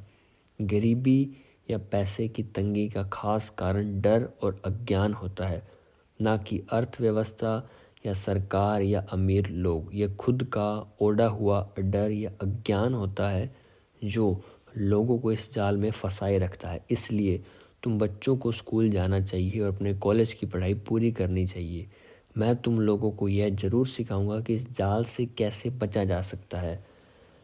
पहेली के टुकड़े अब सामने आ चुके थे। मेरे पढ़े लिखे डैडी के पास बड़ी डिग्रियां थी और एक बढ़िया करियर भी था, परंतु स्कूल में उन्हें यह कभी नहीं सिखाया कि धन या अपने डर को किस तरह से काबू में रखा जाता है। अब मैं समझ चुका था कि मैं अपने दोनों डैडियों से अलग अलग परंतु महत्वपूर्ण बातें सीख सकता हूँ। तो आप पैसा ना होने के डर के बारे में बात कर रहे थे। पैसे की इच्छा किस तरह हमारी सोच पर असर डालती है, माइक ने पूछा। तुम्हें तब कैसा महसूस हुआ था जब मैंने तुम्हारी तनख्वाह बढ़ाने का लालच दिया था? क्या तुमने यह देखा था कि तुम्हारी इच्छाएं किस तरह बढ़ रही थी? हमने अपने सिर हिलाकर हामी भरी, पर तुमने अपनी भावनाओं के सामने हार नहीं मानी और इस कारण तुम लोगों ने जल्दबाजी में काम नहीं किया। इससे तुम्हें सोचने का वक्त मिल गया। यह सबसे महत्वपूर्ण है। हमें हमेशा डर और लालच की भावनाएं रहेंगी। इसी क्षण से तुम लोगों के लिए यह सबसे महत्वपूर्ण है कि तुम इन भावनाओं का इस्तेमाल अपने समर्थन में करो और लंबे समय तक ऐसा करो। अपनी भावनाओं को अपने दिमाग पर हावी मत होने दो और इस तरह अपने विचारों को दूषित मत होने दो। ज़्यादातर लोग डर और लालच का इस्तेमाल खुद के विरोध में करते हैं। यह अज्ञान की शुरुआत होती है। डर और इच्छा की भावनाओं के कारण ही ज़्यादातर लोग तनख्वाह के चेक, तनख्वाह में बढ़ोतरी और नौकरी की सुरक्षा के पीछे भागते भागते अपनी पूरी ज़िंदगी निकाल देते हैं। असल में वह यह सोचते ही नहीं कि भावनाओं के आधार पर बने हुए यह विचार उन्हें किस तरफ ले जा रहे हैं। यह तो वही बात हो गई जिसमें गाड़ी खींचने वाले गधे के सामने उसका मालिक गाजर लटकाए रखता है जो उसकी नाक के ठीक सामने होती है। गधे का मालिक यही जहाँ जाना चाहता है वहाँ जाता है, परंतु गधा तो लालच के कारण भाग रहा है। कल गधे के लिए दूसरी गाजर आ जाएगी और गधा उसका पीछा करने लगेगा। तो ये स्टोरी आपको समझनी चाहिए मेरे दोस्तों। आपके कहने का मतलब यह है कि जिस समय मैंने यह नए बेसबॉल क्लब, कैंडी और खिलौने के सपने देखना शुरू किया, उस समय मेरी हालत उस गधे की तरह हो गई थी जो गाजर के पीछे भागता है, माइक ने पूछा। बिल्कुल सही कहा तुमने, और उम्र के साथ साथ तुम्हारे खिलौने भी ज़्यादा महंगे होते जाएंगे। अपने दोस्तों पर रोब झाड़ने के लिए एक नई कार, एक नाव, एक आलीशान घर। अमीर डैडी ने मुस्कुराकर कहा, डर आपको दरवाजे से बाहर धक्का देता है, इच्छा आपको अंदर बुलाती है, आपको चट्टानों की तरफ ललचाती है। यही जाल है। तो इसकी काट क्या है, माइक ने पूछा। डर और इच्छा अज्ञान की वजह से बढ़ते हैं, यानी कि आप में अगर नॉलेज की कमी है तो इच्छा की बढ़ोतरी होगी और डर की भी। इसलिए अमीर लोगों के पास जितना ज़्यादा पैसा होता है उनका डर भी उतना ही ज़्यादा बड़ा होता है। धन ही गाजर है, भ्रम है। अगर गधा पूरी तस्वीर देख सकता है तो शायद वह गाजर का पीछा करने के अपने फैसले पर दोबारा सोचता। अमीर डैडी ने आगे यह समझाया कि आदमी की ज़िंदगी अज्ञान और ज्ञान के बीच होने वाला संघर्ष है। उन्होंने बताया कि एक बार कोई आदमी खुद के बारे में ज्ञान की खोज करना बंद कर देता है तो उसके ज़िंदगी में अज्ञान घुस जाता है। यह संघर्ष हर पल होता है। इसीलिए हमें यह फैसला करना है, यह सीखना है कि अपने दिमाग को खुला रखा जाए या इसे बंद कर लिया जाए। देखो, स्कूल बहुत ज़्यादा महत्वपूर्ण है। आप स्कूल इसलिए जाते हैं ताकि वहाँ आप कोई कला, व्यवसाय सीख सकें और इस तरह से आप समाज में योगदान दे सकें। हर समाज में शिक्षकों, डॉक्टरों, मैकेनिक, कलाकार, रसोइयों, व्यावसायिक लोग, पुलिस अफसरों, इन सभी की ज़रूरत होती है। स्कूल उन्हें यह सब सिखाते हैं ताकि हमारा समाज विकसित हो सके और हमारी संस्कृति समृद्ध हो सके। अमीर डैडी ने कहा, दुर्भाग्य से कई लोगों के लिए स्कूल शिक्षा का अंत होता है, शुरुआत नहीं। एक लंबी खामोशी छाई रही। अमीर डैडी मुस्कराए और उस दिन उन्होंने जो कहा था वह मेरी पूरी तरह से समझ नहीं आया था, परंतु ज़्यादातर महान शिक्षकों के शब्द सालों तक हमें सिखाते रहते हैं। उनके शब्द इसी तरह आज भी मेरे साथ हैं। मैं आज थोड़ा निर्मम हुआ, अमीर डैडी ने कहा। एक वजह से निर्मम हुआ। मैं चाहता था कि तुम लोगों को आज यह चर्चा हमेशा याद रहे। मैं चाहता हूँ कि तुम लोग हमेशा मिसेस मॉर्टन के बारे में सोचो। मैं चाहता हूँ कि तुम लोग हमेशा उस गधे के बारे में सोचो। इन्हें कभी मत भूलना। अगर तुमने अपनी समझदारी से इन्हें काबू में नहीं किया तो डर और लालच कि तुम्हारी दोनों भावनाएं तुम्हें ज़िंदगी के सबसे बड़े जाल में फंसा सकती है। अपनी ज़िंदगी को डरते डरते गुजारना, अपने सपनों को पूरा ना करना निर्ममता है। यह भी निर्ममता है कि पैसे के लिए कड़ी मेहनत की जाए। यह सोचा जाए कि पैसे से खरीदी गई चीज़ें सुख दे सकती है। बिल चुकाने के डर से घबराकर आधी रात को जागना जीने का एक भयानक तरीका है। तनख्वाह के हिसाब से ज़िंदगी जीना भी कोई जीना है। यह सोचना कि कोई नौकरी आपको सुरक्षा का एहसास दे सकती है, खुद से झूठ बोलना है। यह निर्ममता है और यही वह जाल है जिससे मैं तुम्हें बचाना चाहता हूँ। मैंने देखा है कि पैसा किस तरह से लोगों की ज़िंदगियों को चलाता है। ऐसा अपने साथ मत होने देना। भगवान के लिए पैसे को अपनी ज़िंदगी मत चलाने देना। उसी वक्त हमारी मेज़ के नीचे सॉफ्ट बॉल आ गई। अमीर डैडी ने उसे उठाया और वापस खिलाड़ियों के पास फेंक दिया। तो अज्ञान का लालच और डर से क्या ताल्लुक़ है, मैंने पूछा। यह पैसे क्या अज्ञान ही है जिसकी वजह से इतना लालच और इतना डर पैदा होता है? अमीर डैडी ने कहा, मैं तुम्हें कुछ उदाहरण देता हूँ। एक डॉक्टर जो अपने परिवार को ज़्यादा खुशी देना चाहता है अपनी फ़ीस बढ़ा देता है। उसकी फ़ीस बढ़ने की वजह से स्वास्थ्य सुविधाएं हर एक के लिए महंगी हो जाती है। अब इससे गरीब लोगों को सबसे ज़्यादा नुकसान पहुँचता है। इसलिए गरीब लोगों का स्वास्थ्य अमीर लोगों से ज़्यादा बुरा होगा। अब चूँकि डॉक्टरों ने अपनी फ़ीस बढ़ा दी है इसलिए वकील भी अपनी फ़ीस बढ़ा देते हैं। चूँकि वकीलों ने अपनी फ़ीस बढ़ा दी है इसलिए स्कूल के टीचर भी अपनी तनख्वाह बढ़ाना चाहते हैं, जिसके कारण हमारा टैक्स बढ़ता है और यह सिलसिला अनंत काल तक यूं ही चलता रहता है। जल्द ही अमीर और गरीब लोगों के बीच इतना भयानक अंतर हो जाएगा कि प्रलय आ जाएगी। एक और महान सभ्यता धराशायी हो जाएगी। महान सभ्यता तभी धराशायी हो गई है जब अमीरों और गरीबों के बीच का फैसला बहुत ज़्यादा हो गया है। अमेरिका भी उसी रास्ते पर चल रहा है और इससे यह साबित होता है कि इतिहास अपने आप को दोहराता है, क्योंकि हम इतिहास से कुछ नहीं सीखते हैं। हम केवल ऐतिहासिक तारीखें और नाम रटते हैं, उनके सबक को भूल जाते हैं। क्या कीमतें नहीं बढ़नी चाहिए, मैंने पूछा। अच्छी तरह से चल रही सरकार और एक शिक्षित समाज में तो नहीं। कीमतें दरअसल कम होनी चाहिए। जाहिर है कि ऐसा केवल सिद्धांत में ही हो सकता है। कीमतें अज्ञान से पैदा हुए लालच और डर के कारण बढ़ती है। अगर स्कूलों में धन के बारे में सिखाया जाता तो लोगों के पास ज़्यादा पैसा होता और बाज़ार की कीमतें भी कम होती। परंतु स्कूलों में सिर्फ पैसे के लिए काम करना सिखाया जाता है, पैसे की ताकत का इस्तेमाल करना नहीं सिखाया जाता। परंतु हमारे यहाँ बिजनेस स्कूल भी है, माइक ने पूछा। क्या आप मुझे अपनी मास्टर्स डिग्री के बिजनेस स्कूल जाने के लिए प्रेरित नहीं कर सकते? हाँ, अमीर डैडी ने कहा, परंतु अक्सर ऐसा होता है कि बिजनेस स्कूल ऐसे कर्मचारियों को प्रशिक्षित करते हैं जो परिष्कृत बिना काउंटर्स होते हैं, यानी कि ईश्वर ही मालिक है। जब कोई बीन काउंटर बिजनेस संभाल ले तो सिर्फ संख्या को देखते हैं, लोगों को निकालते हैं और बिजनेस का गला घोंट देते हैं। मैं जानता हूँ क्योंकि मैं बीन काउंटर से काम लेता हूँ। वह सिर्फ इतना ही सोचते हैं कि लागत कैसे कम की जाए और कीमत कैसे बढ़ाई जाए, जिससे बहुत सी समस्याएं पैदा हो जाती है। बीन काउंटिंग भी महत्वपूर्ण है। मैं सोचता हूँ कि ज़्यादा लोगों को इस बारे में जानना चाहिए, परंतु यह भी पूरी तस्वीर नहीं बताती, अमीर डैडी ने गुस्से से कहा। तो फिर क्या इसका कोई हल है? माइक ने पूछा। हाँ बिल्कुल है, अमीर डैडी ने कहा। सोचने के लिए अपनी भावनाओं का इस्तेमाल करना सीखो। अपनी भावनाओं के बहाव में आकर मत सोचो। जब तुम लोग मुफ्त में काम करने के लिए तैयार हो गए थे तो तुमने अपनी भावनाओं को काबू में रखना सीख लिया था। तभी मैं समझ गया था कि तुमसे उम्मीद की जा सकती है।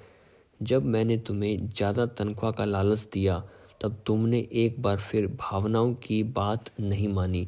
तुम ताकतवर भावनाओं के बावजूद सोचना सीख रहे थे। यह पहला कदम था। यह कदम इतना महत्वपूर्ण क्यों है? मैंने पूछा। यह तुम अपने आप जान जाओगे। अगर तुम सीखना ही चाहते हो तो मैं तुम लोगों को ब्रायर पैच में ले जाऊंगा।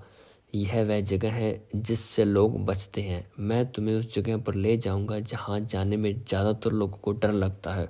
अगर तुम मेरे साथ जाओगे तो तुम्हारे मन से पैसे के लिए काम करने का विचार निकल जाएगा। इसके बजाय तुम यह सीखोगे कि पैसे से कैसे काम लिया जा सकता है।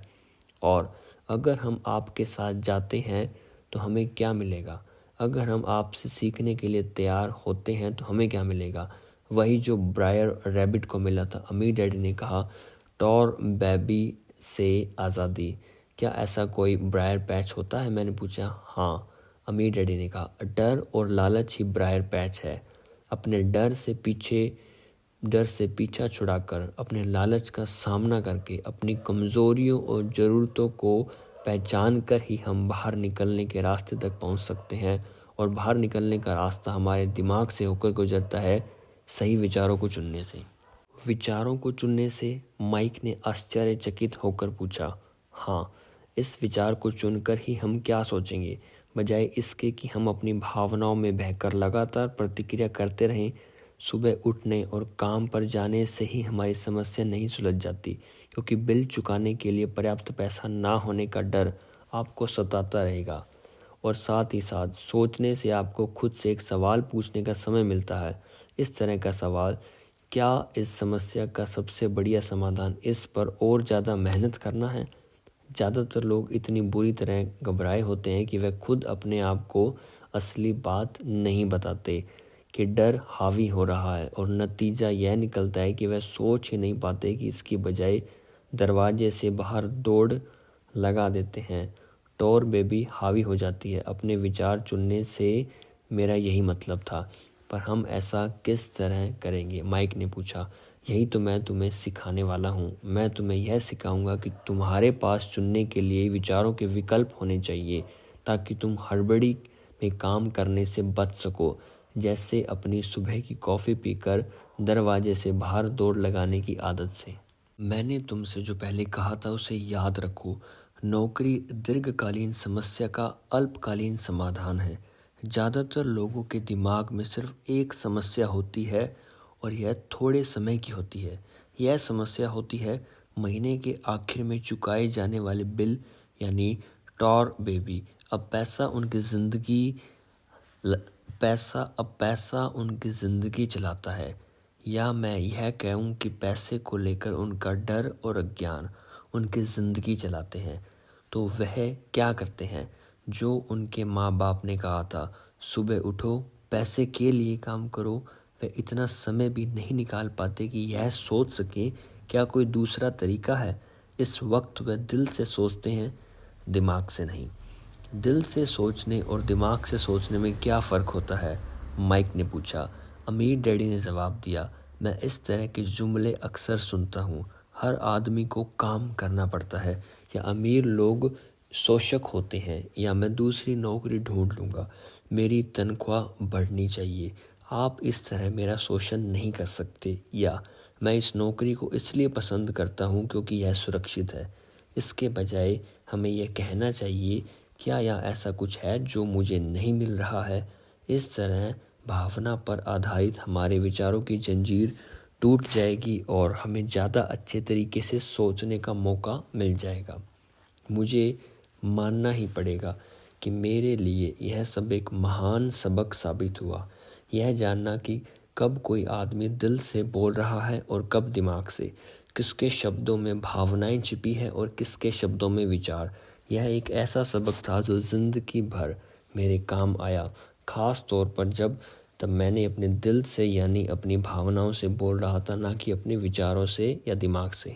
हम स्टोर की तरफ वापस मुड़े तो अमीर डैडी ने यह कहा कि अमीर लोग हकीकत में पैसा बनाते हैं, वह इसके लिए काम नहीं करते।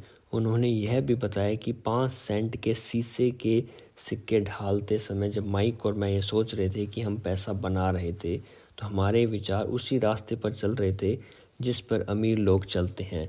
दिक्कत सिर्फ इतनी थी कि हमारे लिए ऐसा करना गैर कानूनी था। सरकार और बैंकों के लिए ऐसा करना कानूनी था, परंतु हमारे लिए नहीं था। उन्होंने यह भी बताया कि पैसा कानूनी और गैर कानूनी दोनों ही तरीक़ों से कमाया जा सकता है। अमीर डैडी ने बाद में हमें यह समझाया कि अमीर लोग जानते हैं कि धन एक भ्रम है जो हकीकत में गधे के सामने लटकी गाजर की तरह होता है। धन के भ्रम के कारण जो डर और लालच पैदा होता है, उसकी वजह से ही अरबों खरबों लोग यह सोचते रहते हैं कि धन असली चीज़ है। धन दरअसल एक मायाजाल है। जनता के अज्ञान और भरोसे के भ्रम की वजह से ही ताश के पत्तों का यह महल खड़ा रह पाता है। सच कहा जाए तो गधे की गाजर धन से ज़्यादा कीमती है, उन्होंने कहा।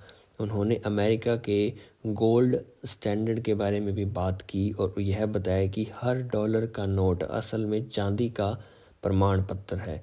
उन्हें इस अफवाह से चिंता हो रही थी कि किसी दिन हम लोग गोल्ड स्टैंडर्ड को छोड़ देंगे और हमारे जो डॉलर चांदी के प्रमाण पत्र नहीं रहेंगे। जब ऐसा होगा बच्चों, तो कमायत आ जाएगी, कयामत आ जाएगी। गरीब, मध्यवर्गीय और नासमझ लोगों की ज़िंदगी इसलिए बर्बाद हो जाएगी क्योंकि वह ये भरोसा करते रहेंगे कि धन ही असली चीज़ है, और वह जिस कंपनी के लिए काम करते हैं वह कंपनी या सरकार उनका ध्यान रखेगी। उनकी बातें उस दिन हमारी समझ में नहीं आ रही थी, परंतु सालों बाद जाकर मुझे यह समझ में आया कि यह बड़े पते की बात थी। हमारी दोस्तों, अगली छोटी सी हेडिंग है, वह देखना जो दूसरे नहीं देख पाते। जब वे अपने पिकअप ट्रक में चढ़े तो उन्होंने कहा, काम करते रहो बच्चों, पर जितनी जल्दी तुम तनख्वाह की ज़रूरत को भूल जाओगे, तुम्हारी आगे की ज़िंदगी उतनी ही आसान हो जाएगी। अपने दिमाग का इस्तेमाल करो, मुफ्त में काम करो, और जल्दी ही तुम्हारा दिमाग तुम्हें पैसा कमाने के दूसरे तरीके बता देगा। उन तरीक़ों से तुम इस नौकरी से ज़्यादा कमा लोगे। तुम ऐसी चीज़ें देख पाओगे जो दूसरे लोग कभी नहीं देख पाते। मौका उनकी नाक के नीचे होते हैं, फिर भी ज़्यादातर लोग इन मौक़ों को कभी नहीं देख पाते। इसका कारण यह है कि वह पैसे और सुरक्षा ढूंढते रहते हैं, इसलिए उन्हें यही मिलते हैं। जिस वक्त तुम एक मौका भांपने में कामयाब हो जाओगे, उसके बाद तुम ज़िंदगी भर मौका भांप सकते हो। जिस वक्त तुम ऐसा कर लोगे, मैं तुम लोगों को कुछ और बातें सिखाऊंगा। इस बात को ध्यान से समझ लो ताकि तुम ज़िंदगी के सबसे बड़े जाल से बच सको। वह टार बेबी तुम्हें कभी नहीं छू पाएगी। माइक और मैंने स्टोर से अपनी चीज़ें उठाई और मिसेस मार्टन से गुड बाय कहा। हम वापस पार्क गए, उसी पिकनिक बेंच पर बैठे और वहाँ घंटों तक सोचते रहे और बातें करते रहे। हमने अगला हफ्ता स्कूल में इसी बारे में सोचते और बातें करते हुए बिताया। 2 सप्ताह तक हम लोग सोचते रहे, बातें करते रहे और मुफ्त में काम करते रहे। दूसरे शनिवार के आखिर में मिसेस मार्टिन ने दोबारा गुड बाय कह रहा था और कॉमिक बुक स्टैंडर्ड के ललचाई नज़र से देख रहा था। हर शनिवार 30 सेंट ना मिलने में सबसे दुखद बात यह थी कि मेरे पास कॉमिक्स खरीदने के लिए बिल्कुल भी पैसे नहीं होते थे। अचानक जब मिसेस मार्टिन मुझे और माइक को गुड बाय कह रही थी, मैंने उन्हें एक ऐसा काम करते देखा जो इससे पहले कभी नहीं देखा गया था। मेरा मतलब मैंने इसके पहले उन्हें ऐसा करते देखा था पर उस पर ध्यान नहीं दिया था। मिसेस मार्टिन ने कॉमिक्स के पहले पेज को आधा काटा और इसे संभाल कर अपने पास रख लिया। बाकी की पुस्तक को उन्होंने एक बड़े से पूरे कार्डबोर्ड के डिब्बे में डाल दिया। जब मैंने उनसे पूछा कि वह इन कॉमिक्स का क्या करती है तो उन्होंने कहा, मैं उन्हें फेंक देती हूँ। जब वह नई कॉमिक्स लाता है तो उस पर ऊपर के आधे कवर को क्रेडिट के लिए कॉमिक बुक डिस्ट्रीब्यूटर को दे देती हूँ। वह 1 घंटे में आने ही वाला है। माइक और मैंने 1 घंटे तक इंतज़ार किया और जल्दी ही वह डिस्ट्रीब्यूटर आया और मैंने उससे पूछा कि क्या हमें कॉमिक्स मिल सकती है। इस पर उसने जवाब दिया, आपको मिल सकती है अगर आप इस स्टोर में काम करते हैं और अगर आप ये वादा करें कि आप उन्हें दोबारा नहीं बेचेंगे। हमारी पार्टनरशिप एक बार फिर कायम हो गई थी। माइक की मम्मी ने बेसमेंट में हमें एक खाली कमरा दे दिया जो उनके किसी काम नहीं आता था। हमने उसकी सफाई करके उसमें सैकड़ों कॉमिक्स जमा कर ली। जल्दी ही हमारी कॉमिक्स लाइब्रेरी लोगों के लिए खोल दी गई। माइक की छोटी बहन को पढ़ने का बहुत शौक़ था, इसलिए हमने उसे अपना लाइब्रेरियन बना दिया। लाइब्रेरी में आने और कॉमिक्स पढ़ने के लिए वह हर बच्चे से 10 सेंट लेती थी। स्कूल ख़त्म होने के बाद हर दोपहर 2:30 से 4:40 तक लाइब्रेरी खुलती थी। पड़ोस के बहुत से बच्चे इसके ग्राहक बन गए थे। वह जितनी कॉमिक्स पढ़ना चाहते थे 2 घंटे में पढ़ सकते थे। यह उनके लिए बहुत बढ़िया सौदा था क्योंकि एक कॉमिक्स की कीमत 10 सेंट होती थी और 2 घंटे में वह 5 या 6 कॉमिक्स पढ़ लेते थे। माइक की बहन लौटते समय बच्चों की तलाशी लेती थी और यह देख लेती थी कि वह अपने कपड़ों में कॉमिक्स छिपाकर तो नहीं ले जा रही हैं। वह इस बात का रिकॉर्ड भी रखती थी कि हर रोज़ कितने बच्चे आए, उनका नाम क्या था, उनके सुझाव क्या थे। माइक और मुझे 3 महीने तक हर हफ्ते $9.5 का औसत लाभ हुआ। हमने उसकी बहन को हर हफ्ते $1 का भुगतान किया और मुफ्त में कॉमिक्स पढ़ने का फ़ायदा भी लिया। हालांकि वह कॉमिक्स कभी कभार ही पढ़ती थी क्योंकि हम हमेशा अपनी पढ़ाई में लगी रहती थी। माइक और मैं समझौते के मुताबिक हर शनिवार स्टोर में काम करते रहे। साथ ही हम अलग अलग दुकानों से कॉमिक्स इकट्ठी करते रहे। हमने वादे के मुताबिक कॉमिक्स नहीं बेची। जब कोई कॉमिक्स फट जाती तो हम उसे जला देते थे। हमने इसकी एक शाखा खोलने की भी कोशिश की, लेकिन हमें माइक की बहन की इस तरह की मेहनत और भरोसेमंद लाइब्रेरियन नहीं मिला। बहुत कम उम्र में ही हमने यह जान लिया था कि अच्छे स्टाफ को खोजना कितना मुश्किल होता है। लाइब्रेरी खुलने के 3 महीने बाद हमारी लाइब्रेरी में एक समस्या आई। दूसरे मोहल्ले के कुछ गुंडे अंदर घुस आए और उन्होंने झगड़ना शुरू कर दिया। माइक के डैडी ने सुझाव दिया कि हम अपना यह कारोबार बंद कर दें।